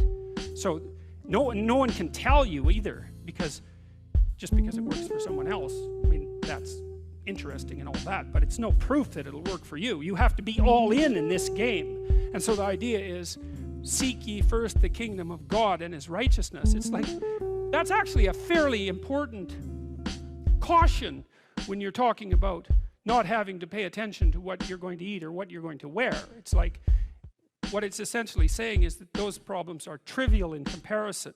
And the probability is that if you manifest yourself properly in the world, that those things will come your way is extraordinarily high. And I believe that that's exactly right. I mean, I've watched people operate in the world, and I would say that there is no more effective way of operating in the world than to conceptualize the highest good that you can and then strive to attain it. There's no more practical pathway to the kind of success that you could have if you actually knew what success was. It's like in the story of Pinocchio. What happens at the beginning of the story of Pinocchio is that Geppetto wishes on a star. We talked about that a little bit. And so what Geppetto does is align himself with the metaphorical manifestation of the highest good he can conceptualize. And he makes a commitment, let's say. He aims at the star, and for him the star is the possibility that he can take his creation, a puppet, right, whose strings are being pulled by unseen forces, and have it transform into something that's autonomous and real. Well, that's a hell of an ambition, and we're wise enough to put that in a children's movie, but too foolish to understand what it means. It's such an interesting juxtaposition that we can both know that and not know it at the same time. You can go to the movie, you can watch it, and it makes sense, but that doesn't mean that you can go home and think, well, I know what that meant. Well, people are complicated, right? We exist at different levels, and all the levels don't communicate with one another, but the movie is a hypothesis, and the hypothesis is there's no better pathway to self-realization and the ennoblement of being than to posit the highest good that you can conceive of and commit yourself to it. And then you might also ask yourself, and this is definitely worth asking, is do you really have anything better to do? And if you don't, well, why would you do anything else? If you orient yourself properly and then pay attention to what you do every day, that works. And I actually think that that's in accordance with what we have come to understand about human perception, because what happens is that the world shifts itself around your aim. Because you're a creature that has an aim. You have to have an aim in order to do something. You're an aiming creature. You look at a point and you move towards it. It's built right into you. And so you have an aim. Well, let's say your aim is the highest possible aim. Well, then, so that sets up the world around you. It organizes all of your perceptions. It organizes what you see and you don't see. It organizes your emotions and your motivations. So you organize yourself around that aim, and then what happens is the day manifests itself as a set of challenges and problems, and if you solve them properly, then you stay on the pathway towards that aim, and you can concentrate on the day, and so that way you get to have your cake and eat it too, because you can point into the distance, the far distance, and you can live in the day. And it seems to me that that makes every moment of the day supercharged with meaning. That's how, because if everything that you're doing every day is related to the highest possible aim that you can conceptualize, well, that's the very definition of the meaning that would sustain you in your life. Well, and then the issue is, well, back to Noah. Well, all hell's about to break loose and chaos is coming. It's like when that's happening in your life, you might want to be doing something that you regard as truly worthwhile. Because that's what will keep you afloat when everything is flooded. And you don't want to wait until the flood comes to start doing that, because if your ark's half built and you don't know how to captain it, the probability is very high that you'll drown.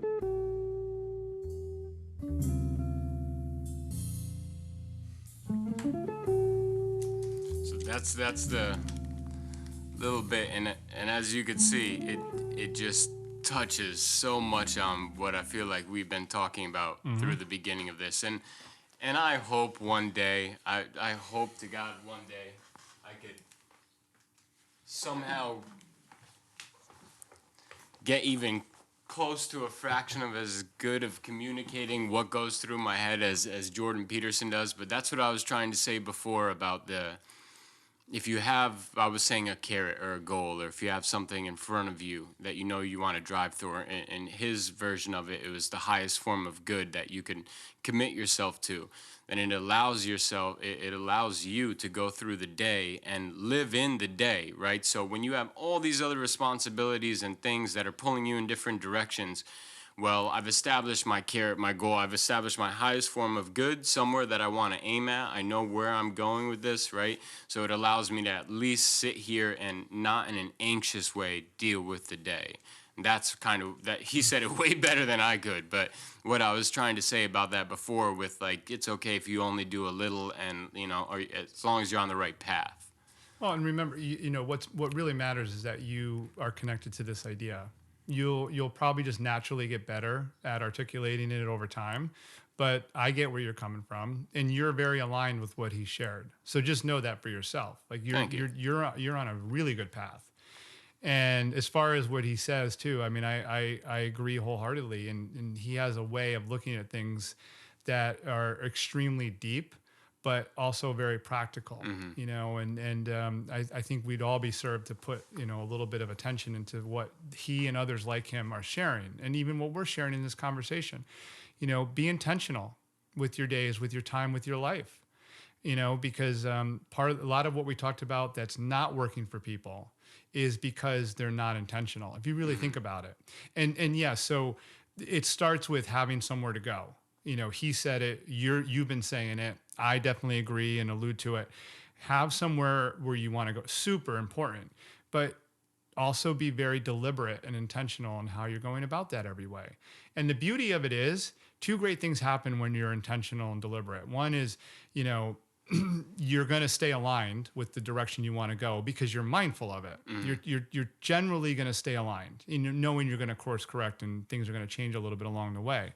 But you're also going to see, you're going to be very aware of the things that life is throwing at you, what's working and what's not working. A lot of what we talked about. We're so intentional about what we're doing. I'm not just showing up to have a conversation with Samson. I want to be here ready to share something that's of value to others. And oh, by the way, I know why I'm doing it too. I don't do things like this unless it aligns with where I'm going as a person, as a coach, as a mentor. So, I'm going to be very mindful to deliver something helpful. And what can I learn from this conversation? I have already picked up things from you that are going to be helpful. It even helps me to see a setup like this. Again, affirmation that we can create whatever it is that we want to without having permission or being told yes or no.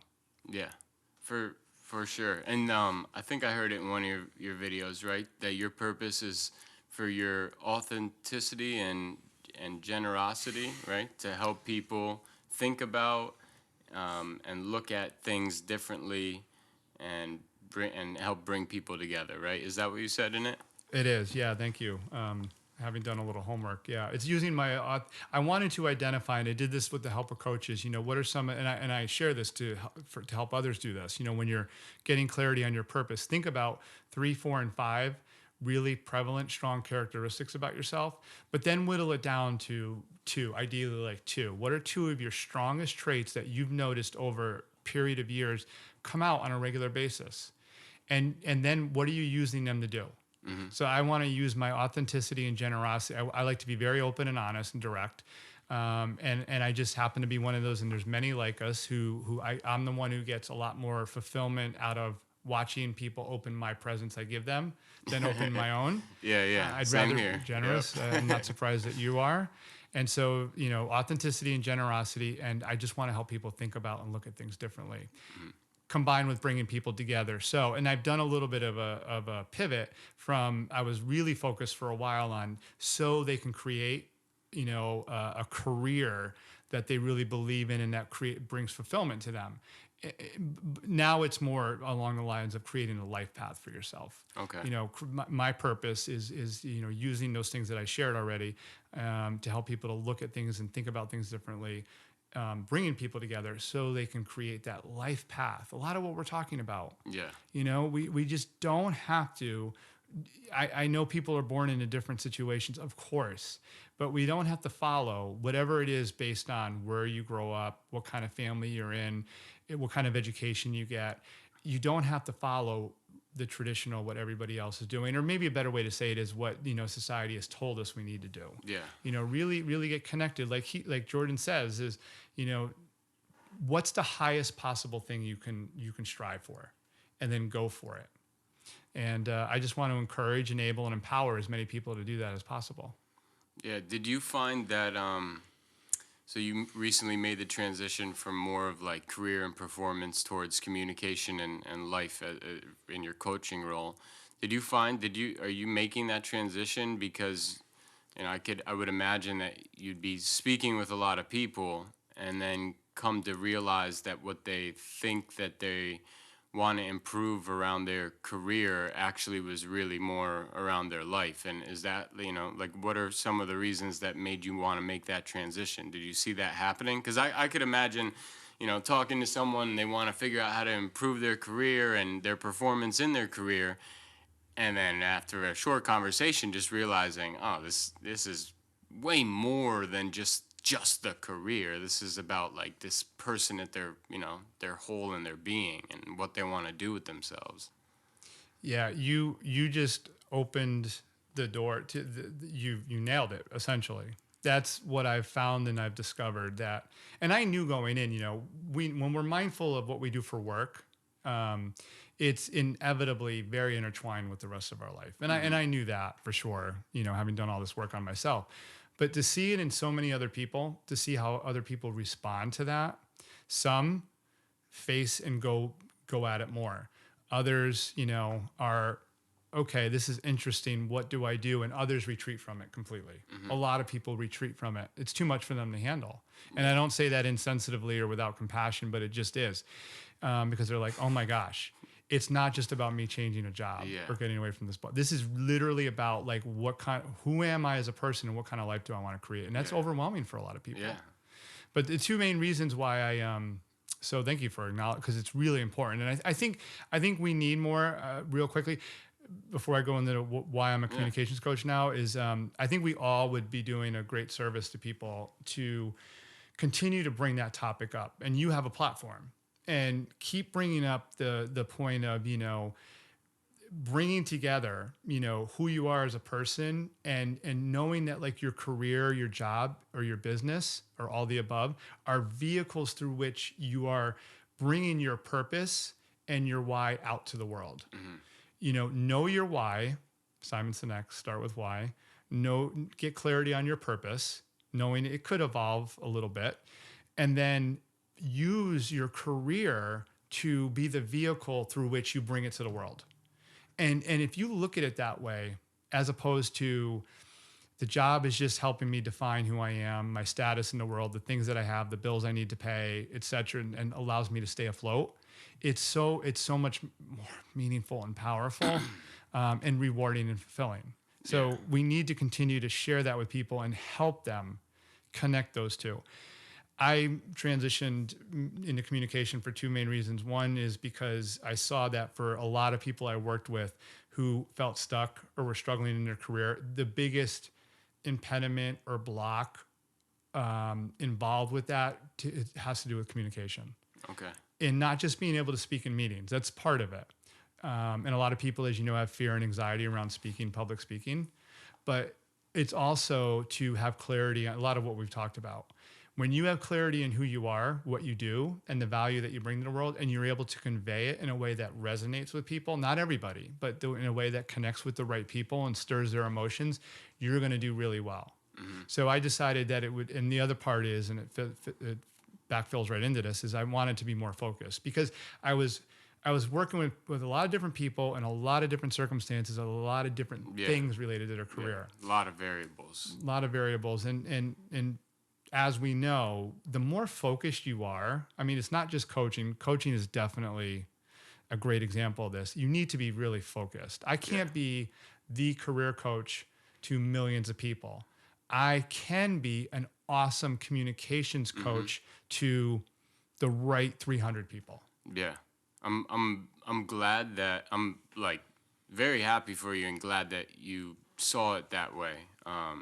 So I could only imagine the number of different people that come to you with these different careers and all the variables involved with that and different people in their workplaces. And if you took it out, like, once you see the way in one thing, right, you could see it broadly in many things. And I think that it's, instead of trying to talk about the specific career, we're talking about just your specific purpose. And the best part about that is you know deep down what it is that would be best for you, right? Like Jordan Peterson will always say, you're a fixer-upper if you ever needed to name one, right? If you needed to sit down and start to make a list of how you wanted your life to be different or things that you would rather be focusing on or what would make your life better, you're the best person that you could ask in order to figure those things out. So when it comes to purpose, we have everything we need right in the room, right? It's just our two brains going at it in a conversation versus, all the other variables of the career. And hey, like you're going to spend time on that just to figure out you're changing a completely different thing.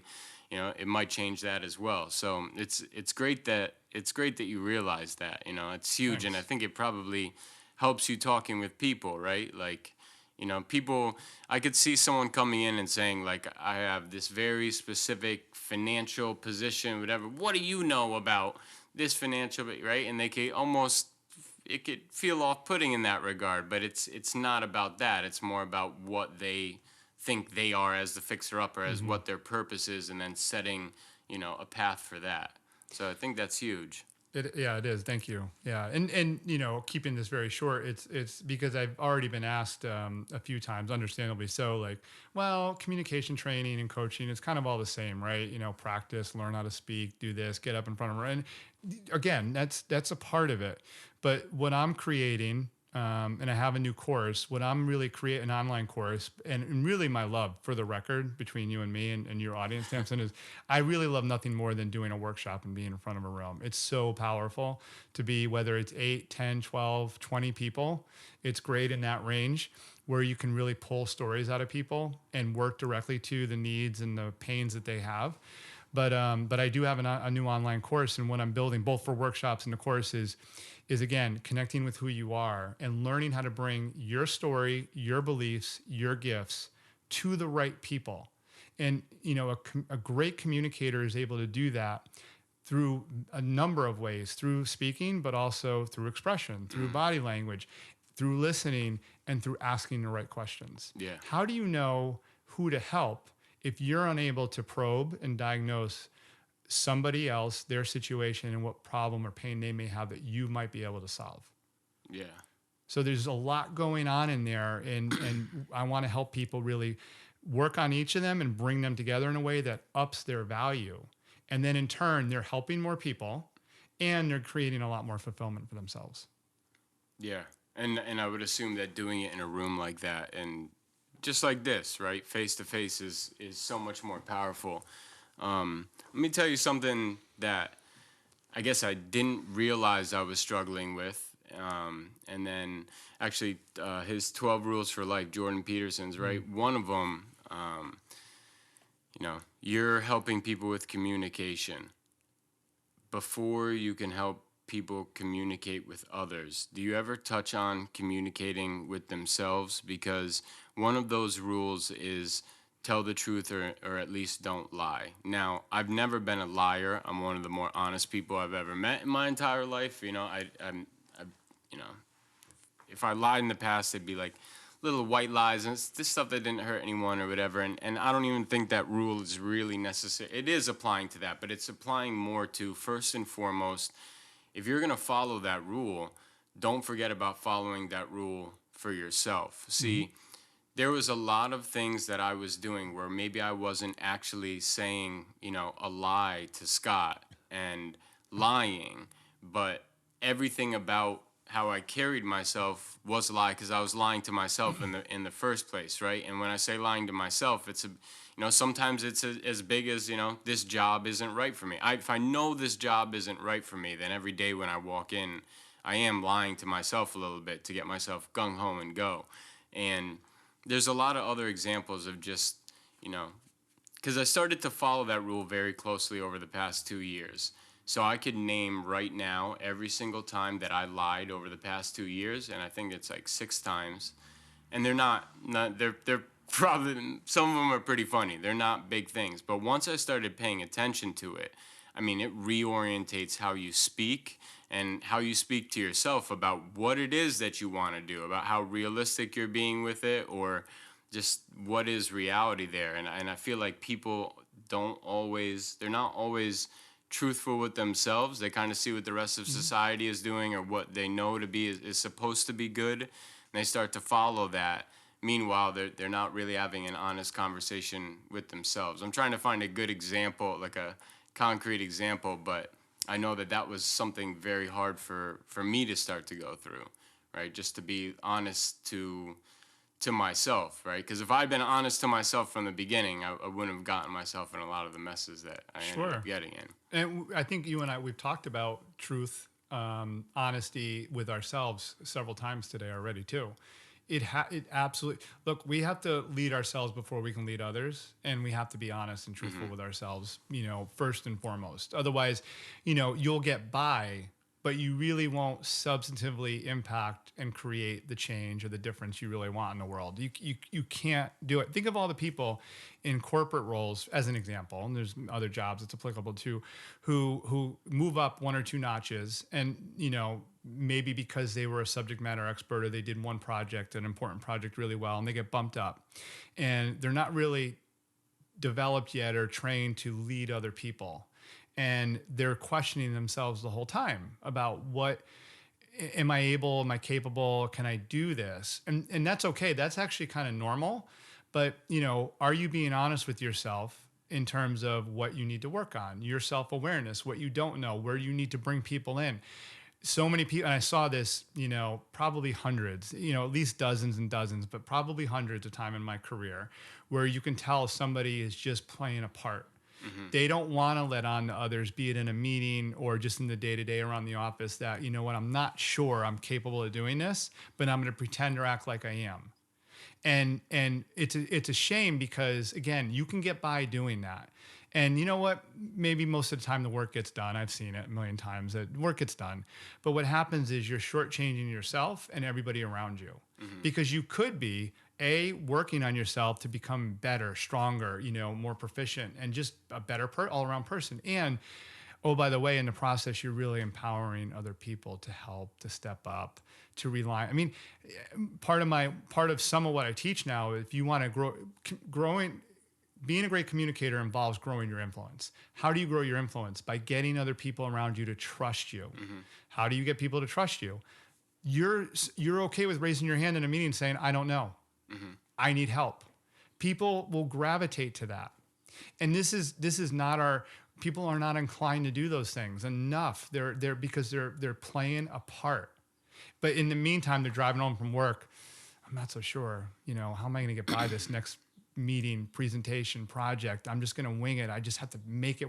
I want to stay afloat because I don't want to lose my job. I don't want to jeopardize my standing. I don't want to lose the income that I have. You see, and you know this. Yeah. But you see all the stuff it's hard. I mean, my heart goes out to people. I've been there.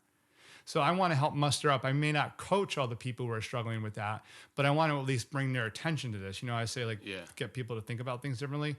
If you're in that situation, what are you going to do? Kind of like what Mr. Peterson will call out, what's the best thing you can do, the highest calling you can have, given where you're at in life?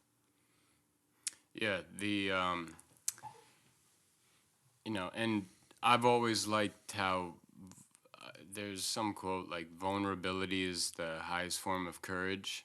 You ever heard that before? And so it's one thing to stand up in a room and pretend like you know what's going on. And from that person's perspective, they may think like, oh, I'm standing up and I'm acting like I know what's going on, and that's why people will follow me. Meanwhile, like if you had followed the truth part of it and actually admitted that you didn't, or you're gonna need help with something, and you became open about it and aired it out on the table, that people actually do resonate with that and follow that. Totally. Yeah. Vulnerability is part of, I love that you call that out. I mean, that's something that I've worked in some of my content. The two main parts of vulnerability are sharing a personal story or message that has meaning to you, because others, it may not have a lot of meaning to everybody else, but it'll allow people to kind of come in to connect with you. And then, acknowledging when you need help or saying, I don't know. Those are like levels of vulnerability in the professional world that will take you to a whole different level. I promise you. But people aren't thinking about that. They're thinking about like, I need to show how much I know. I need to do more. I need to work harder, work longer, and show my worth. No, what you really want to do is allow people in to connect with you and relate to you. And you also want to acknowledge, the things that you don't know, because in the process, they're going to trust you, and you're going to allow, like I said earlier, more people are going to be needed. I mean, think about, not to get down this rabbit hole, maybe in another conversation one time, but think about all that technology, data, and algorithms are taking on this world, the role that they have in this world, which we need to embrace that. That's reality. So our human skills are even more valuable now. Yeah, for sure.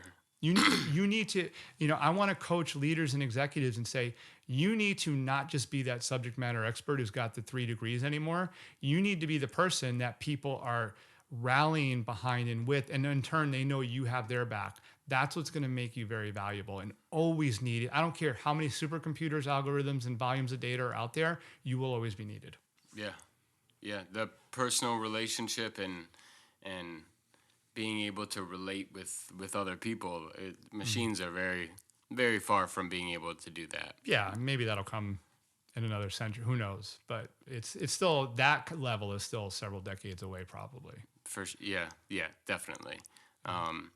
Not to mention, in the meantime, those algorithms are kind of channeling the way that we even consume the information in the first place. So it's like it's not a human saying, I know Scott and Samson, I know what they're interested in, so maybe I should show them this. It's an algorithm saying, considering what they liked here and what's most popular, we're going to show them this. So then we need this whole other filter, if you will, of what, to take in that's good and bad. Like I listen to the news every morning, like just international and domestic news. And I know that it's tainted with some type of biased opinion or whatever, right? But my filter's on and I'm listening to it to just at least be able to stay informed and know that maybe they're coming at me with more of a right or left leaning perspective, but still, I still want to know what's going on. But you need that filter in everything that you do now, news or just scrolling or anything. You know what, and I'd love to hear your take on this too, is the whole Russia interference thing. And it's not that it is important, but here's one of my views on this whole situation. Why are we so afraid of what another country is infiltrating and doing when we are more than capable of making decisions on our own? And we should be able to, you just described a very healthy approach to absorbing and digesting news as an example. We need to enable and empower and help people take more of what you just described, and therefore the interference, while it's wrong and we don't want to allow that, and that needs to be stamped out by the intelligence community, the right people, we should be able to make up our own minds. I'm sorry, but every time I hear about that story, that's what is the first thing that I think about. And there just was a story released this week about how Google is already, doing things to have an impact on the 2020 election. Okay, fine. Here's one other point with it. I have no control over that. And most people you and I know will never have a sliver of control over that. So what are you going to do? I'm going to live my life to the best of my ability. I'm going to make the impact I want to make. I'm going to be aligned with my purpose. I'm going to help people. And I'm going to absorb and process things in a healthy way where I have those filters on and be very mindful and aware. That's what I can control. And so I loved hearing you share that, because I think that's a really healthy way to look at it. Yeah, and the Russian thing, though, that becomes difficult because are you familiar with Joe Rogan at all? Of course. Okay, Yeah. So he gives this hilarious example. He says, all right, so in a room full of 100 people, I think everyone would be pretty safe to assume that there would be at least one fucking idiot in that room. Mm-hmm. That's just a complete moron. One might be too low. I definitely think it's way too low, but we could all definitely say one, right? So there's 320-something million people in America, so we got over 100 million idiots running around, and it's probably pretty safe to assume, correct me if I'm wrong, but that most of the people that would seek out something like, whether it's performance or communication coaching, they're a little bit, maybe not smarter, they're a little bit more aware in the first place. They've already realized that there's something that they want to get better at or address, and they're going to seek you out, right? So the people that we interact with might be more aligned along, those lines. But Fair. for the 100 million Americans that aren't, I stopped using Facebook. I have a Facebook. I don't use it anymore. I mean, it's just shit. It's just a bunch of shit I don't care about. And then I already understand the whole clickbait thing that happens in the news and every other meme and everything like that now, right? So number one, first and foremost, I mean, kind of need to give my hat off to Russia. I mean, that's like as smart as De Beers orchestrating the scheme with diamonds being valuable, and it was really all just a marketing play, and they're not, it was a very smart thing. I do think it's something that we need to address, but to bring both the points together, I don't see us doing our job in giving the message and giving some type of quote unquote best practices in making our own decisions and being I don't understand how anymore people have all these studies that they cite and they refer to. Okay, it's very simple. When you first start learning about studies, you learn about things like sample size and you learn about how they get the data. But people look right past that and they go, 81% of these people do this. They don't look into it at all. I think that we should have somehow been able to channel listen, that's wrong, interfering with our election, and there is something that we need to address in this town square that we call the internet, where information gets pushed in and there's an influence in it. There needs to be focus on that. But what I'm not seeing right now are leaders that are also focused on telling the people things like, okay, in order, listen, we're all smart, you should be able to make an informed decision. Here are some of the ways that you should, here's a few things to think about immediately when you hear one of these ridiculous points or something that is clickbait. Here are the questions that you should ask yourself. Because more than likely, you get through 3 of those questions and you realize this is crap, right? You check the sources, you look at something like data size or anything like that.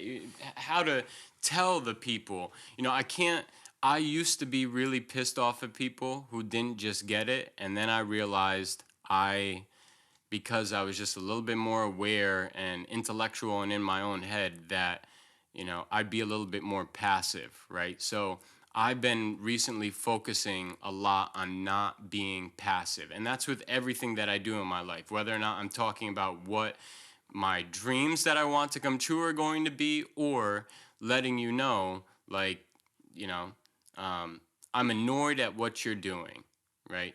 I can't expect you to see my face and read my annoyed face and get the message that I'm annoyed. If I'm annoyed by something that you're doing, in some way, I need to actually not be passive, and I need to tell you that. And it's on me when I get mad and frustrated at the situation, but I never told you. Like, I think one thing that a lot of people can relate to in this country right now is like the opioid epidemic and just drugs and drug addicts and things like that. I've been in those situations before, and it's someone that you really do love. And you know what? They are not happy with their life. They're not happy with the direction that it's going. They're ashamed to even really want to share it with you, whatever. But all that aside, you're sitting in front of me, and I know you're fucked up. I can see it in your eyes. I'm not sheltered. I know that you are not sober right now. I know you're fucked up. And listen, if you're on pills or heroin or something like that, you don't care. You don't care. You're not picking up those signals or anything like that, and you just don't care. You got an attitude with it. But if I don't ever actually ask you, are you high right now, for you to have the opportunity to lie to me, or then tell you that that's not cool and this is why, then I'm just building up all this stuff in the back of my head and why I'm mad and disappointed in you, but I've never expressed that to you, And so I think the same thing in an odd way relates to the Russian example. Is we have all these people, and it's like, you should be able to think for yourselves. You should just be able to think for yourselves. But you look at the vast, just different types and diversity amongst all these different people and education levels and everything like that. I want to make sure that they first know how to decipher the information from right from wrong and ask the right questions first. Once you learn that, now I can hold you accountable. And I think the issue with that is you have people that are running the country and they're looking at the situation and they're going, well, we got 100 million people that might not know how to look at the situation, and they're clicking into it and they're buying into it, and that's affecting our system, right? I'm just disappointed that they're not telling those people how to be more, make more educated decisions, and they're just focusing it on the votes and making it more political. Yes. And the problem with that, and I'm agreeing with a lot, maybe it's all, but I'm agreeing with a lot of what you're saying, because there's so much to talk about with personal accountability there. But the problem is that the people who are supposedly in charge, let's just say the government and politicians, they have too much vested interest. So they are interested in how this stuff plays out because it impacts them, their roles, their jobs, their livelihood, their power. So they're actually some of the worst people to take any direction from, all of them. I'm independent. I don't affiliate with either side, and I never will. I used to, but I've grown out of that just because it's not something that serves me. And quite frankly, I find a lot of it so toxic. I'm not saying they're all bad people, but it doesn't serve what I'm trying to create in this world. But I look at that situation, I'm like, they're the wrong people to, really all of them, to really be serving or providing guidance on this.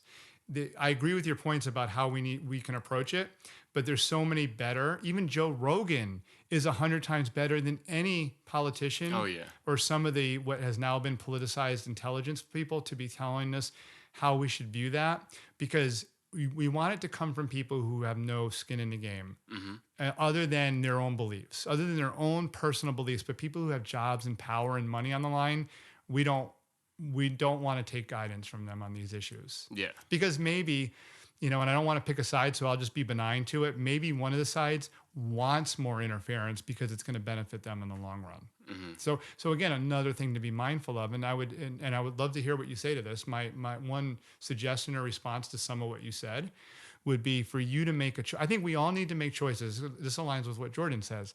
Make a choice on what really matters to you, what's important to you, what you want to share and help people with. I, for one, have chosen that I'm going to focus on, things that I can really control and impact people with. And I don't get hung up when people have certain, and I'm not saying you were this, I'm saying there's so much of this online. Facebook is brutal with it. I don't go there anymore with people who have like a certain dug in their heels stance on a topic or a politician. It's not where I want to spend my energy. But you know what? If I can help a room full of people at a clip, 20 at a time in a workshop, focus more on like getting clarity in who they are so they can bring their value out to the world in a special way, that's what I'm going to focus on.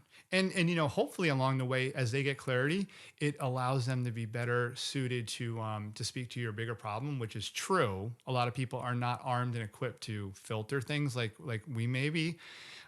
Maybe it'll help a few more people do that in a better way than just because, we're absorbing stuff through our phone and TVs and computer screens, and it's just like by osmosis. Like, he or she's a horrible person, or they're, think about, I'll end with this for this comment. Think about how much stock we put into, you're in the arts and the music and all that. Look at how much stock we put into artists, musicians, stars, movie stars, all the like. Maybe a lot of them are really good people. I don't know. But do we want them to be our beacons, our guiding lights, our lighthouses that we're following? I don't know. How do I know what kind of person they are? I do know that people like Rogan, Tim Ferriss, Seth Godin, Naval Ravikant, Marie Forleo, I mean, the list goes on, Jordan Peterson. I have enough, at least several years of watching and listening and reading all their content. I have enough data in my head to say I can trust those people at least to some level. Yeah. Agreed. And because you've heard them express it, and also what is a much more normal form of expression, like what you and I are doing right now. And usually that falls into also longer format, right? And we think it's almost like the way that the media was set up was, like people are stupid, so they could only take small chunks at a time or anything like that. Meanwhile, we're all just actually dying for some real, genuine form of communication. And I can have someone sit across from me, and you'll see the same with all the people that you just listed, that we completely disagree on a lot of things, but I could still completely learn so much and respect and have a great conversation with that person. And I think some of those people that you're talking about, that we put up there as a beacon, that doesn't have, like, I don't ever want to speak with somebody who says that, my foot's down on this issue, I'm not changing in it. And, I don't want to talk about anything that has to do with anything different than my opinion. Like, I'm always willing to listen more about something. Even I have horses that I'll die on for certain subjects and certain things that I just believe in that are very core and rooted in me, but I will still listen to everything that you have to say about it. Yeah, and consistent. And you ever get into a conversation with someone and you have one opinion, they have another, and they start telling you a little bit more, and you're like, and not passively, right? I never thought about that before. Like what you said, that's a really good point, and I might need to all the time. Yeah, I love it. but then you ever do that, and that person doesn't hear you say that part? They still are talking to you like you're on the, because they're so not used to someone saying, "I never thought about it like that."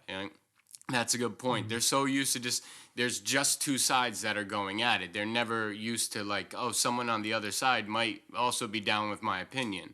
You need to open up to that. And you said it in one of your talks that I watched on YouTube or LinkedIn, and I think we talked about it the first time that we met, right?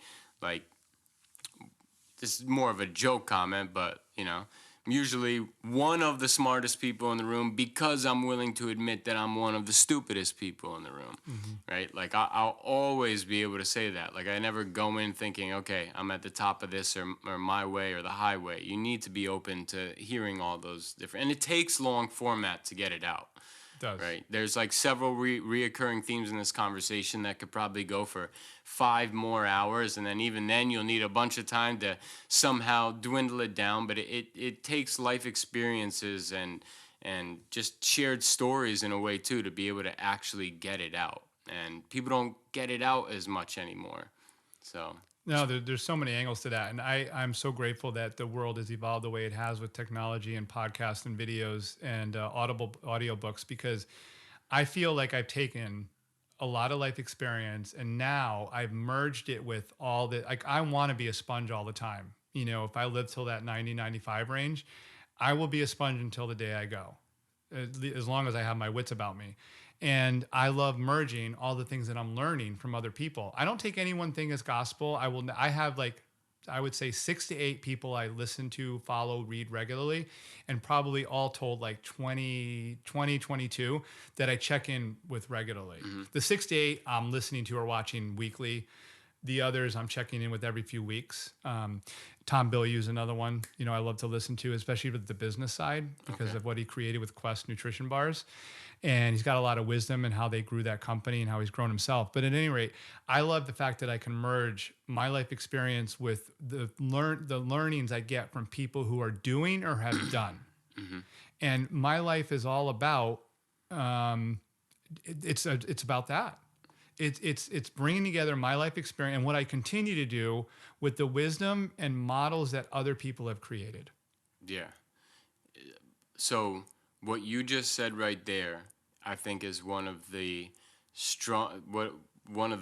best points as to why it's good you transition into communication and more of a life coach versus just the performance and career area of something, right? I've always heard, you know, I want to take advice from people that whatever I'm asking them advice about, I see that they have already accomplished something, or they're doing what I want my life to be like in regards to that advice, right? So if we're talking about career, if we're talking about improving, figuring out what your purpose is and a quality of life, I want to know, is this person where I would like to be in regards to what I'm asking them advice about?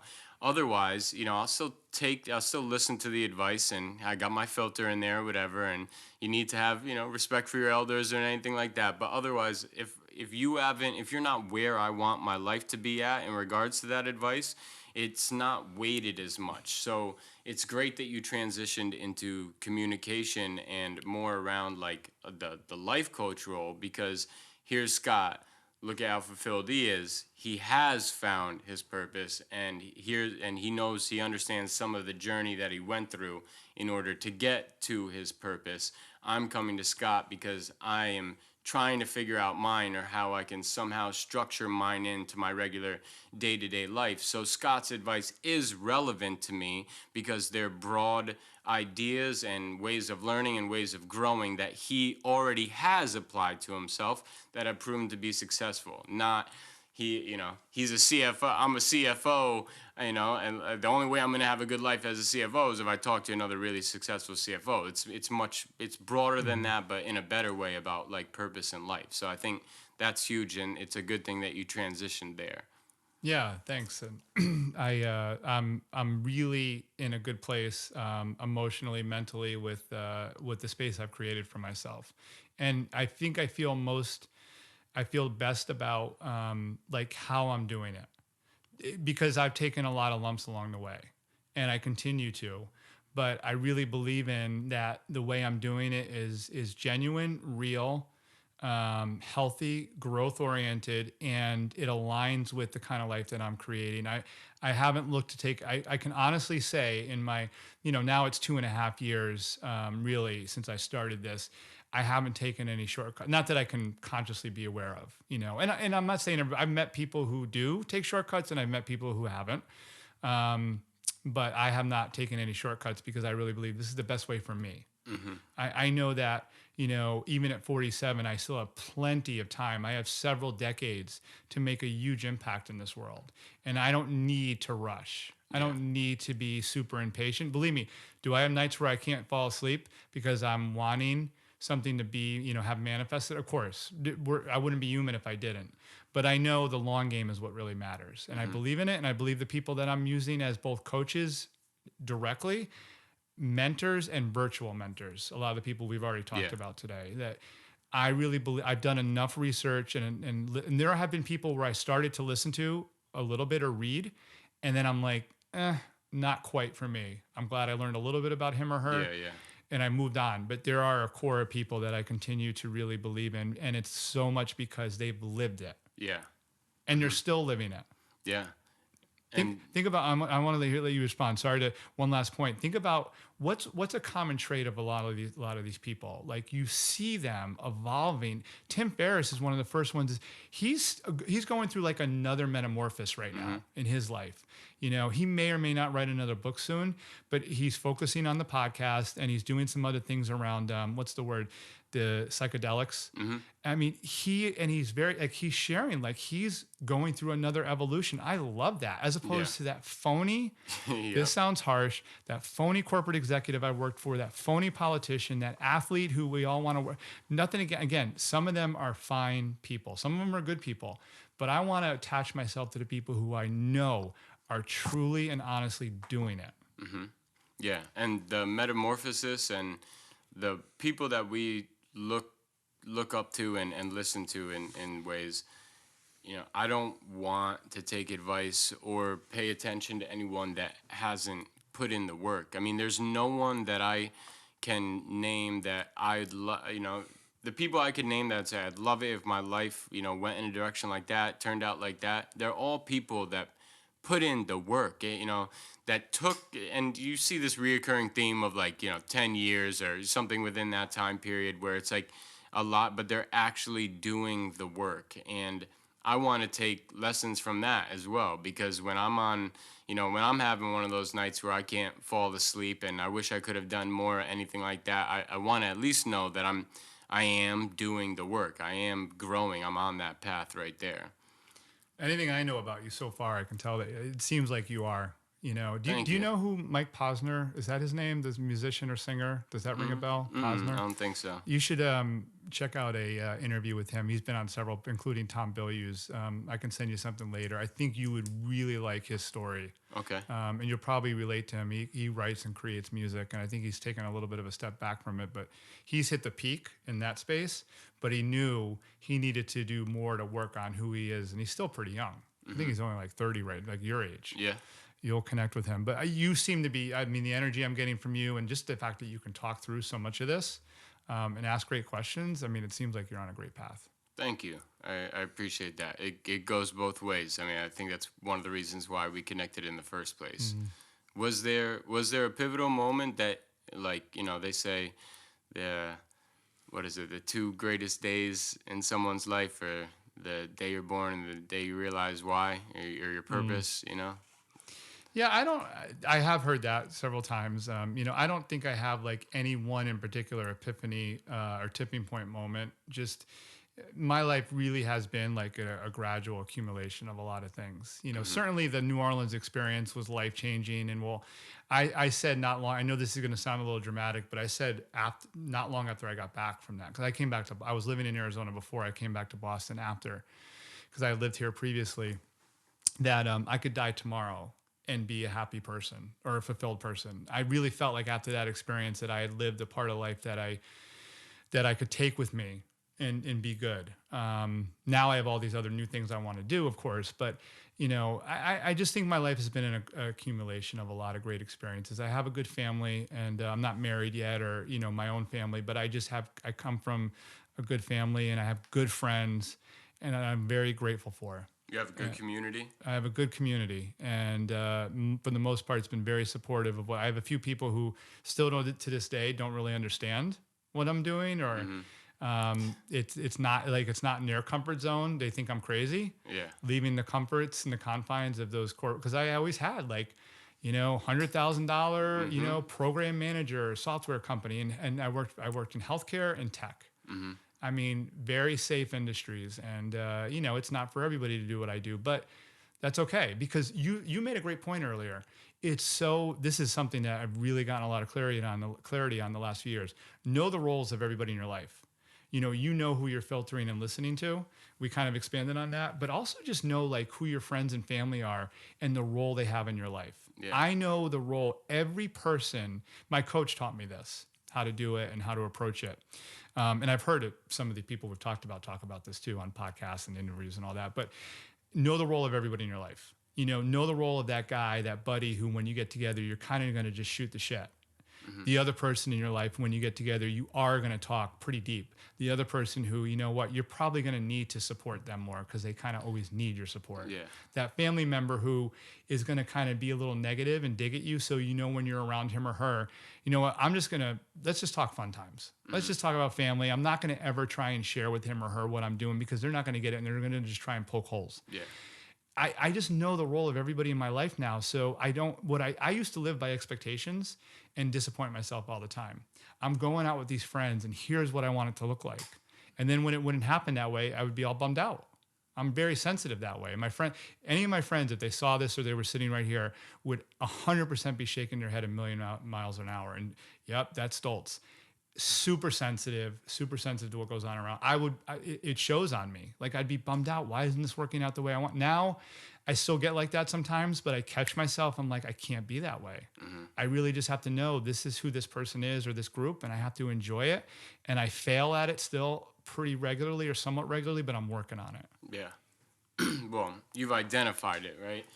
All you could do is be aware and try to be better. And you're aware first, right? Yeah. That's the important part. Starts there. Yeah, definitely starts there. And the community is so important. You need to know the role and how you would interact with those people, but you also need those people. And whether it's, you know, someone that you coach or mentor or just someone that's listening, I feel like the more affluent the country, the less community, it's safe bet, the less community that they really have naturally surrounding them.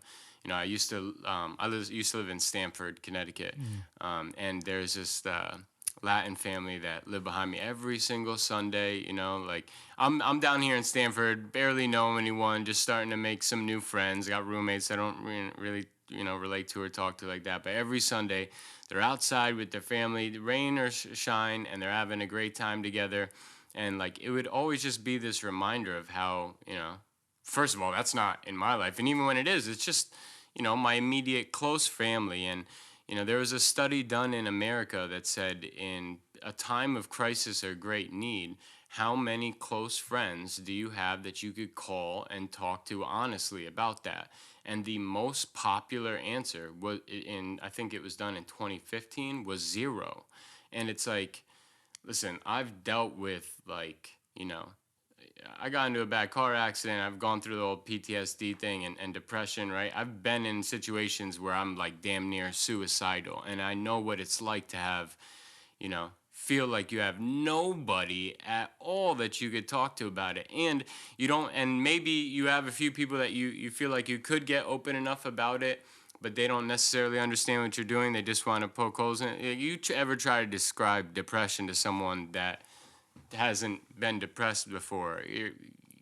You're going to talk to your blue in the face. You might get upset that they don't understand, right? It's a simple comment like, oh, what do you have to be depressed about? It's like, okay, you're not, this is, you need to really approach the conversation from a different angle, but still, it's just, why don't I have more people that I feel like I could open up to and to talk to? And I think that is one of the really important parts about that path, that ultimate truth to commit yourself to or whatever as well. Part of that journey should also be to have a healthy community, because maybe you don't want to be a comedian, have a podcast and do this, and maybe you are just comfortable with your job. You still feel like something's lacking or whatever. And there are these critical things that humans need, right? We have physical needs, but we also have psychological needs that we just need to fulfill. And whether you have a community or not, you know that human interaction, conversation, relationships that actually matter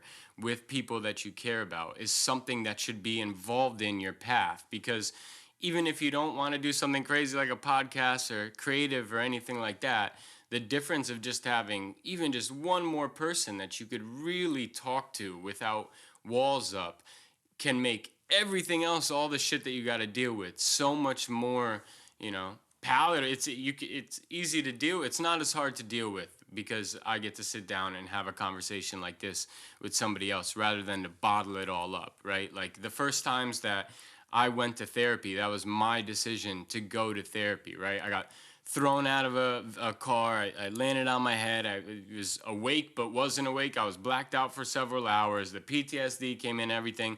I went from 4.0 straight A student to all of a sudden studying for days on end and getting a D on a test, and my brain turned into ADHD. I became more impulsive. I wasn't getting it all, and not only was I not understanding it, if I wasn't understanding it, how was I going to be able to assess whether or not this person might be able to understand it too, so I could talk to them about it?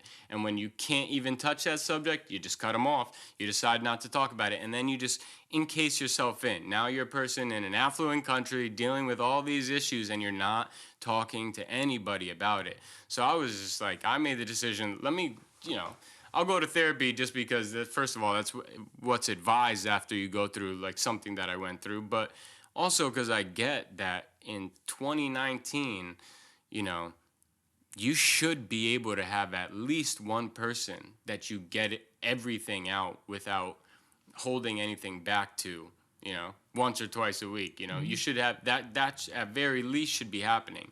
And we all have people that we're very close to, best friends, mom, dad, people like that, but they all have these different levels that you're not willing to get into, right? That's my mother. I don't want to burden her with this, and that. I'm her son.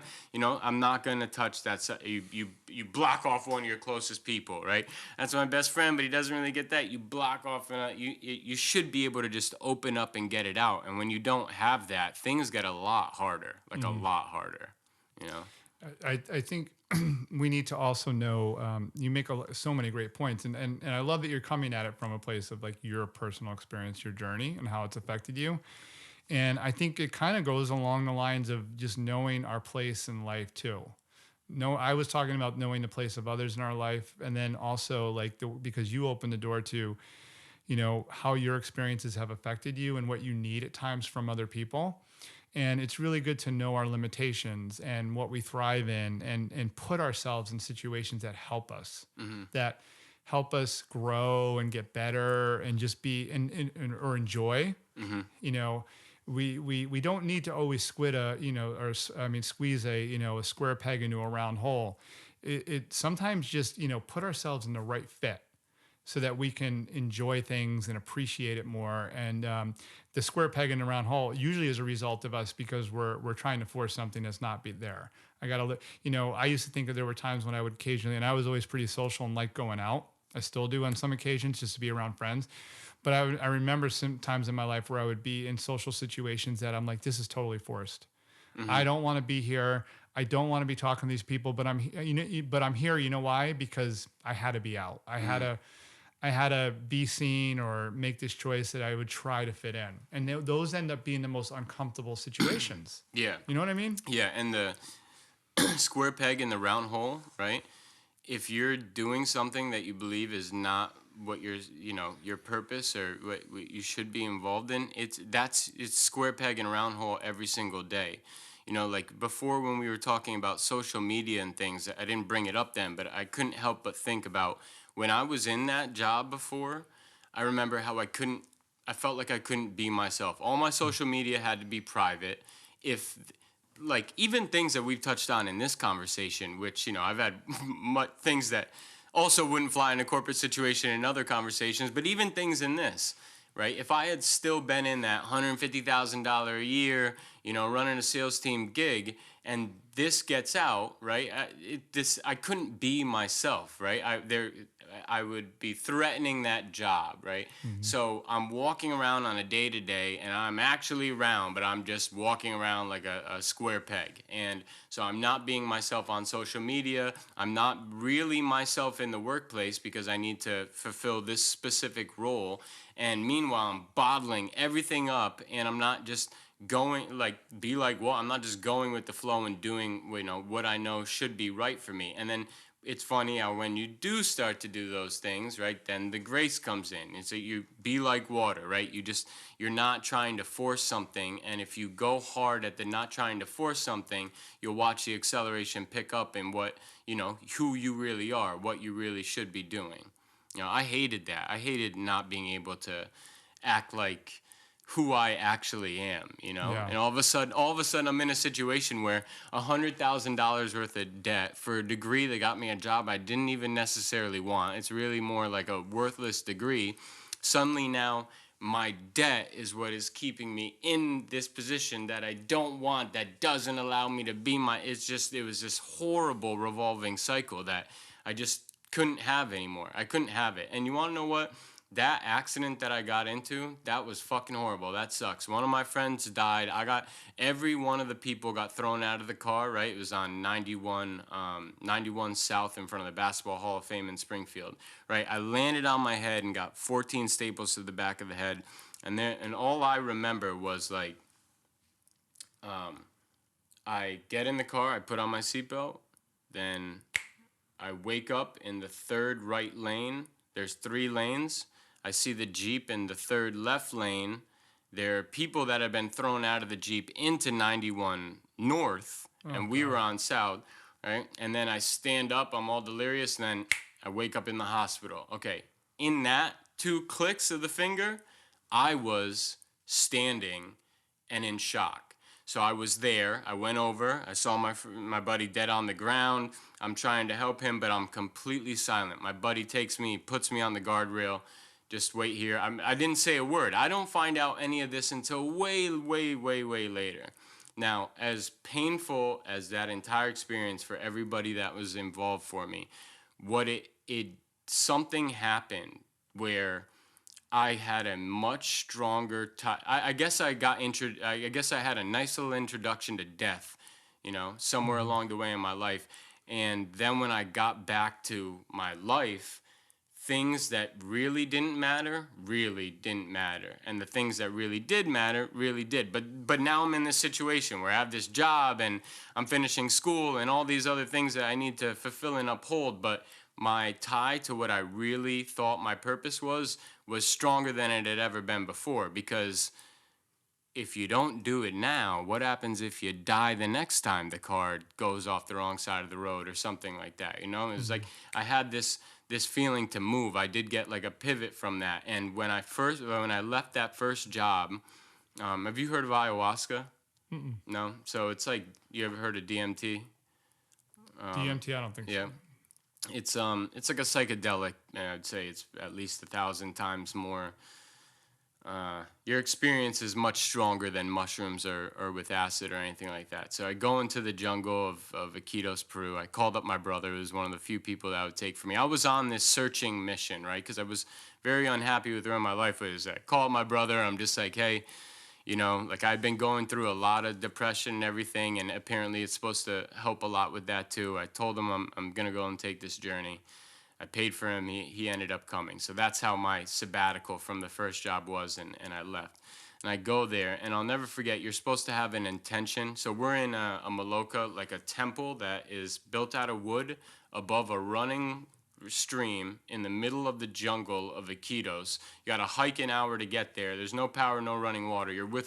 We went to a very authentic place, real shaman, right? Like, I talk about psychedelics and drugs like that a lot, but setting and intent, and what's your intention, right? I'm not just talking about it for going and get fucked up. You get a lot of valuable information in that, but setting and what is your intention? And you're supposed to have an intention that you repeat to yourself over and over and over as after you drink the ayahuasca, as it, you know, it begins to take a hold of you. So, you know me, obviously long format. I have this long intention. I'm repeating it over and over and over. And then I start to feel the medicine take effect. And, you know, this might sound crazy, but I remember I got to a point where I couldn't even really remember my intention anymore. And there's this being that they say, Mother Ayahuasca, right? It's because ayahuasca is like the feminine version of healing, and peyote is like the masculine version of healing, and they both take on their different roles for feminine and masculinity. So the ayahuasca is much more about healing. So I remember just stopping and saying, you know what, even if I don't, you know, because everyone wants to see the pretty trip and things happen around. I was like, even if that doesn't happen, I just want to tell you that I'm very, very thankful that you allowed my brother and I to come to your home here in the middle of the jungle. and that I just want to let you know that my purpose on this planet is the same as yours, which is to help heal a large amount of people, and I want to do it through art and music. And in that moment, okay, no bullshit, a green woman god shows up. Listen, I've done a lot of acid and mushrooms and I know the difference between a trip and something else. If we were living in the 1500s or the 1400s and I told you this story, right, it'd be like, is he a prophet, right? Like I literally had a conversation with, the only way I could describe it is with a god. And the only time that she came to me was when I scratched my crazy long intention and got extremely, really honest. And in that moment, like, I can't ignore that to this day. Like, okay, to me, even if that sounds crazy, like, she popped up and basically had a conversation with me about me saying, I want to help heal people through art and music, right? Communication, art, and music. And in that moment, she popped up. And that, to me, was like the day that my purpose, kind of that much more, as you could imagine, got solidified. And was like, all right, time to start making changes. And we came back. Never had a great relationship. The younger years with my father, you know, for the longest time, like, we didn't even say I love you to each other. It felt awkward for me to hug that man. I picked him up in a car, just happened to be around Father's Day. To me, it was like, okay, there's that path, right? The ultimate, your truth that you could commit yourself to. I knew, you know what, girls got daddy issues, right? It goes both ways, okay? There's certain relationships, like with your siblings, your brothers, your mom, and your dad, that if those are fucked up, doesn't matter how great everything else is, there's going to be elements of your life that are lacking and that aren't working out well, you know, for you. And I was like, I need to fix the relationship with my father, and I have a younger little sister now, right? She can't have the three most important men in her life that she looks up to being at odds with each other. I pick them up, I'm like, listen, man, here's the past. Right? There's only, I'm willing to just scratch it all if you are, and just move on with it. Started fixing the family relationship, and then it's like, okay, career, I got to get a job again. How am I going to structure this? And I probably could have used your help a lot at that point in time too. But I completely started to restructure that, and now maybe my career isn't directly aligned with what it is that I want, you know. Like, the jobs that I do aren't necessarily what I want my career to be, but I've structured them in a way that, right, I work 3 jobs. I went from making $150,000 a year to making like damn near just about 50, but I work 3 jobs. It's only about 30 hours. I get 3 full days off a week, so I have a whole extra day to commit to passion stuff, and most of the time I'm out by 4 o'clock. So I've tried to reorient it to give me enough time to switch the momentum and to focus on the other things. And yes, I'm still struggling. It's still hard to pay the bills, but the important ones are covered. I can eat, and it's a lot easier to deal with being broke when I pour all of my time into the things that mean something to me. Right? I'm not worried about how I can't be out at the club because the club's not on my mind. You know, I want to edit this podcast. I need to write another comedy bit. I need to do that. And let me just try to focus on me and here's another thing. Don't get caught up on the time and your expectation of how long to be successful. People want to do things for 4 months and think, hey, it didn't work out, right? Okay, your bills are covered, right? Now I'm cool. I'm doing everything right. Work on me, work on what I want to do, and give it a solid 3, 5 year, 10 year shot to actually become something. So that's kind of my like little rant about how I end up getting here now and doing things like having you on the podcast. Well, and I mean, there's so many lessons in that too. You had a pivotal moment in your life that helped, you know, re-steer you a little bit in a way that's going to pay off so much in the long. It already is, and it's going to continue to pay off. And I don't know if do you listen to Brendan Burchard at all? No, who's he? He's a high performance coach, and I'll send you something about Brendan too. He had a car accident that literally changed his life.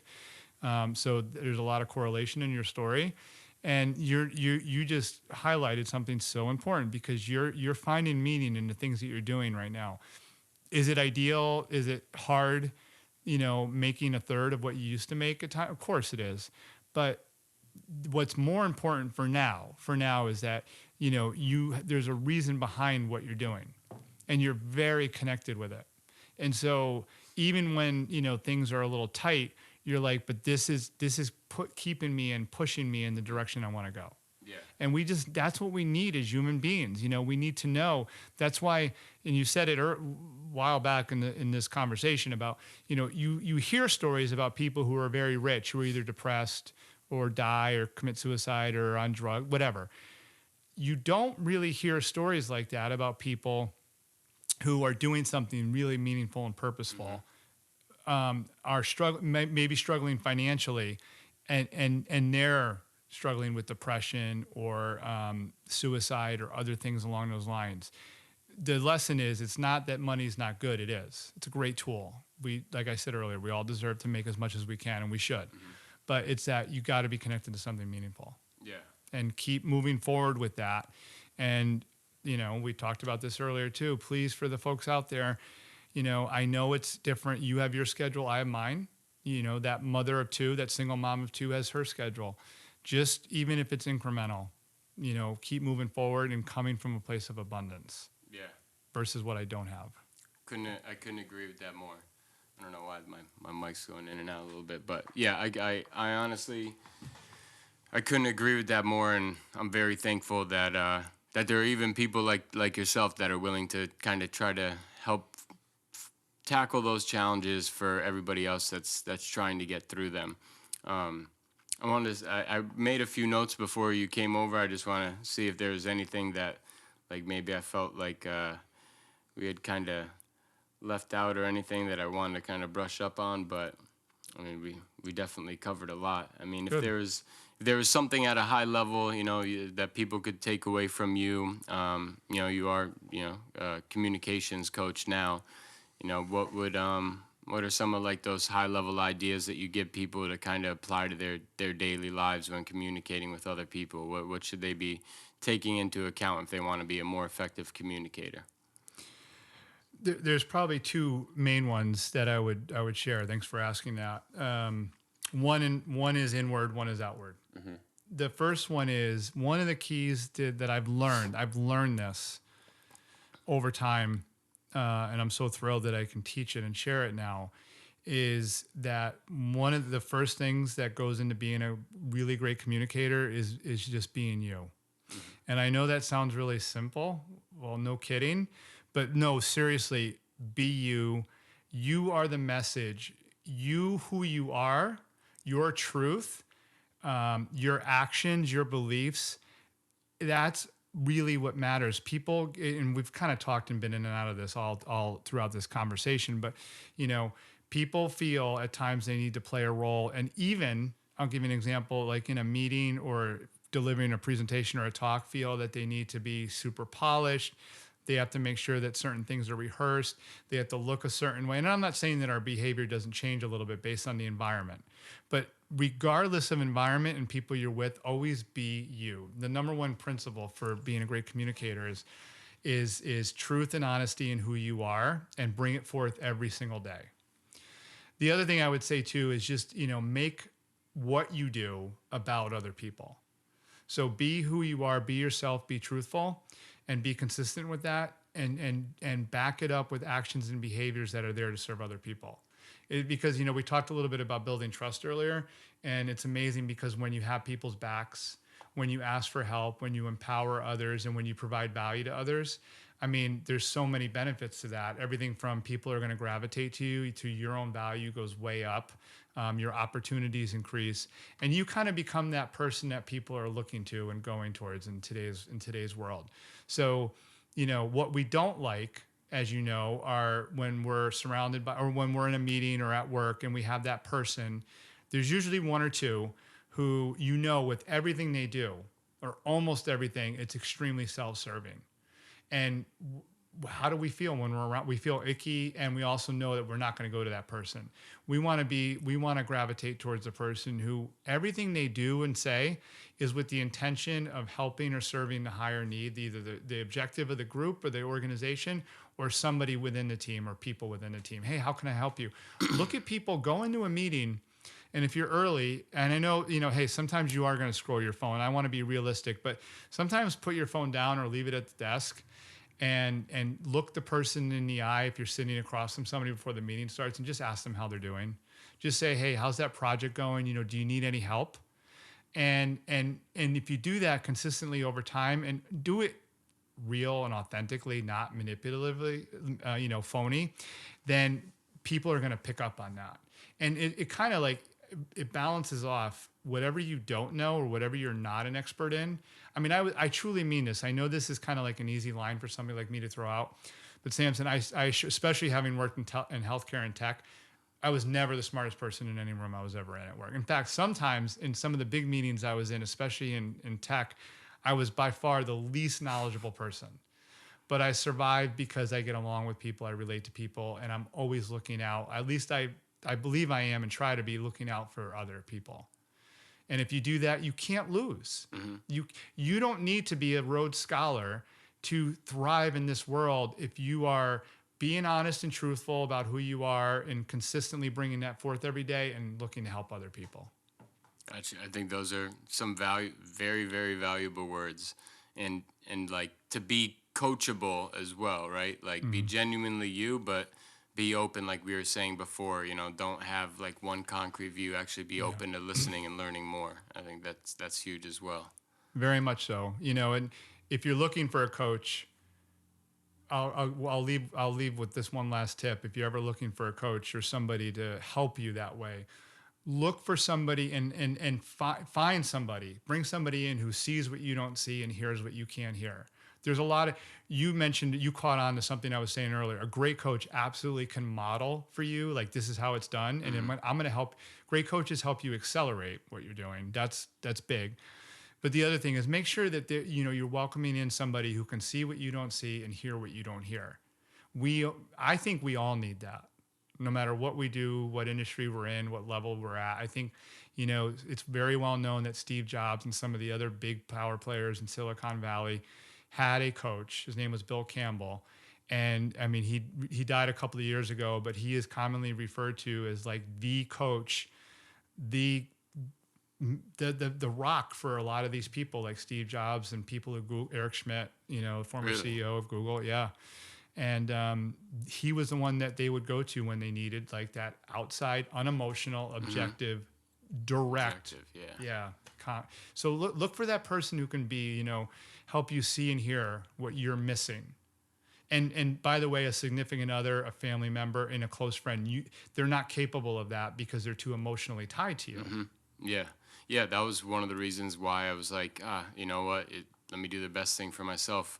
And at that time, it was more in regards to like the therapy, but more just because ultimately that fulfilled an objective perspective, and for better or for worse, a pretty informed and objective perspective, right? They had seen a lot of others. So how could people find you if they were interested in being coached or just learning more or hearing more of what you had to say?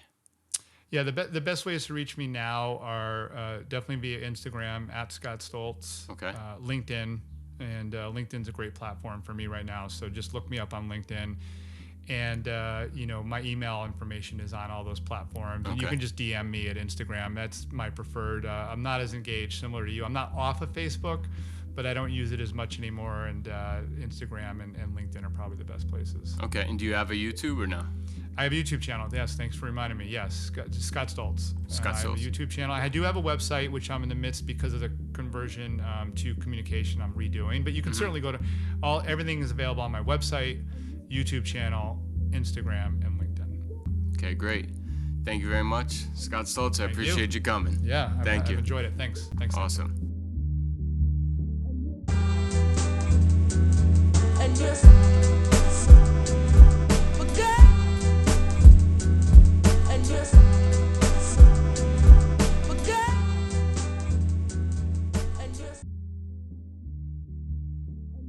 So wrapping up, I wanted to start doing these short clips where I talk a little bit about what I do like, what I don't like in the creative process of putting together a podcast. One thing that I definitely noticed, I used to be very self-conscious. You know, I'm watching back these podcasts over and over and over. So you really get nitpicky about the shit that you end up doing, how you say things, etc. I tend to go on really big, long rants about things, and sometimes I was self-conscious about it. Like, I didn't like, if you watched this podcast, you probably saw several parts where I just, out of nowhere, you're like, what the fuck, what is he getting into right now? Scott just said this, why is he suddenly telling this going on this long rant? And what I've realized is the way that I personally communicate is, when you're talking to me, if it's about something deep, you know, something that you may be wondering, does the other person on the receiving end actually know what I'm talking about?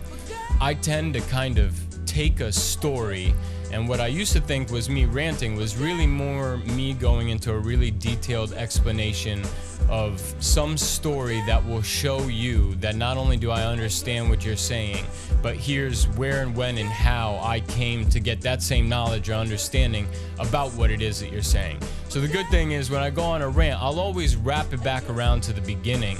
And in some ways it definitely does make for some good conversation, and others, some people are just gonna think I'm ranting, but I'm less self-conscious about it now, and I realized I use stories as a way to communicate with people, and you get some nice little funny, hilarious stories in there as well, so it actually does add value. This episode specifically, I realized I say the word right way too much. Shout out to a past colleague of mine, Kevin Gray, who used to always say it at one of the corporate gigs I work. Now, for some reason, I say right all the time, like I'm expecting right when I say right. I'm gonna see something on your face that you know what the fuck I'm talking about. But I need to change that. I say it way too much. I'm also fully aware that I've cut down on like, but I still say the word like way too much. I need to fix that. Posture's a hard thing with the table that we use, you know, if you're leaning into it.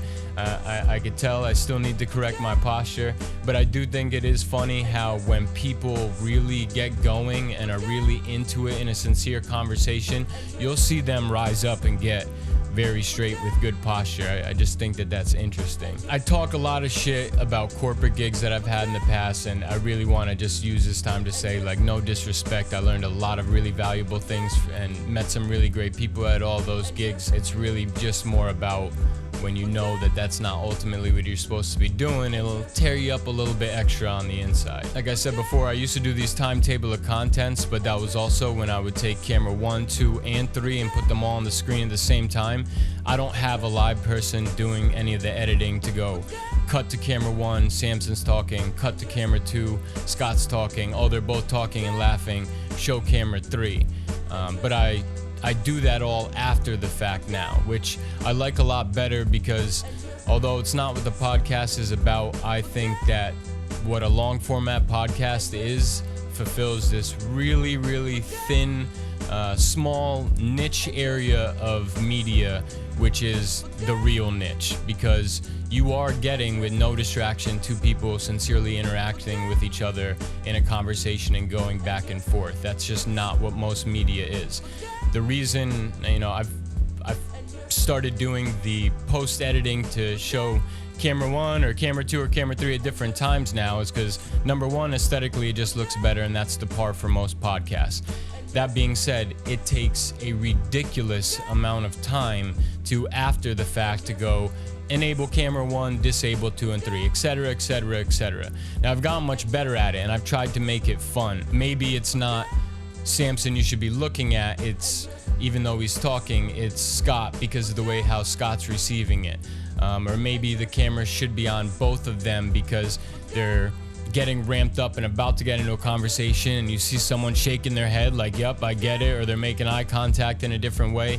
I want to use the post editing and the fact that it sucks I don't have a live producer to help me immediately cut out all the editing time. I want to be able to use it as a way to, at the very least, be a role model for what real communication looks like. So I make it a video podcast. I appreciate if you do look at it every once in a while, if you watch it, but I do my best to cut the camera angles and go from one camera to another in order to actually show what it's like for one person to receive a message or one person to give it, how laughter comes on. When you tell a joke, if you're telling a joke to someone who gets the joke or thinks like you, they're probably going to start laughing before you actually finish the last few words of the joke. If I had someone producing it in real time, they're going to stay on the person that's talking instead of cutting to the other one and making them laugh. So it's little things like that I spend a lot more time on, but that's another reason why I've cut the timetable of contents, because that shit just took forever. I would go back because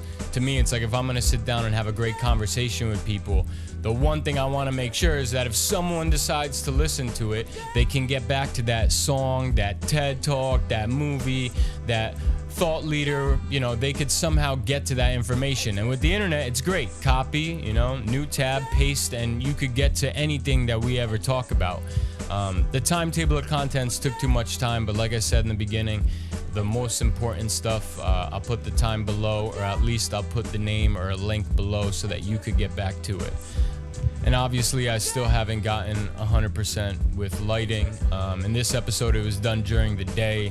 You could see the lighting on my camera angle start to change towards the end of it. It gets a little bit more serene, a little bit more Western, kind of like dark, and then the other ones. I have a lighting rack that I built. I'll post some pictures of that. That helps if I want to do a night podcast, or my camera would not look as clear as it does right now if I didn't have a light shining in my face. So the fact that this is the end or the beginning of the podcast, I don't care about the shadow or whatever. I've been editing this for too long. I just want to get it out. But lighting is getting there, and I got 1080p full HD 60 frame per second cameras, so they do a good job if the lighting is good. In this episode, the one thing that kind of annoyed me is, natural lighting is always the best, so I have the window shades wide open and I have the other lights on, but clearly on my face and Scott's face a little bit, it's extra shiny, it's extra bright on one side. I'm getting better with all of that. But I'm going to keep doing these posts towards the end of the podcast as well, just to talk about my process a little bit, things I learned, things I don't like. If you ever watched the very first episode of Tourage, I feel like I swore way too much. So editing that, I just felt like a piece of shit, and I never got to tell you or anybody else this. So I'm going to put these at the end so you can kind of track me getting better and talking about it. And if you ever to try to call me out on something that I personally didn't like about myself too, you can't now, because I put it at the end. Peace.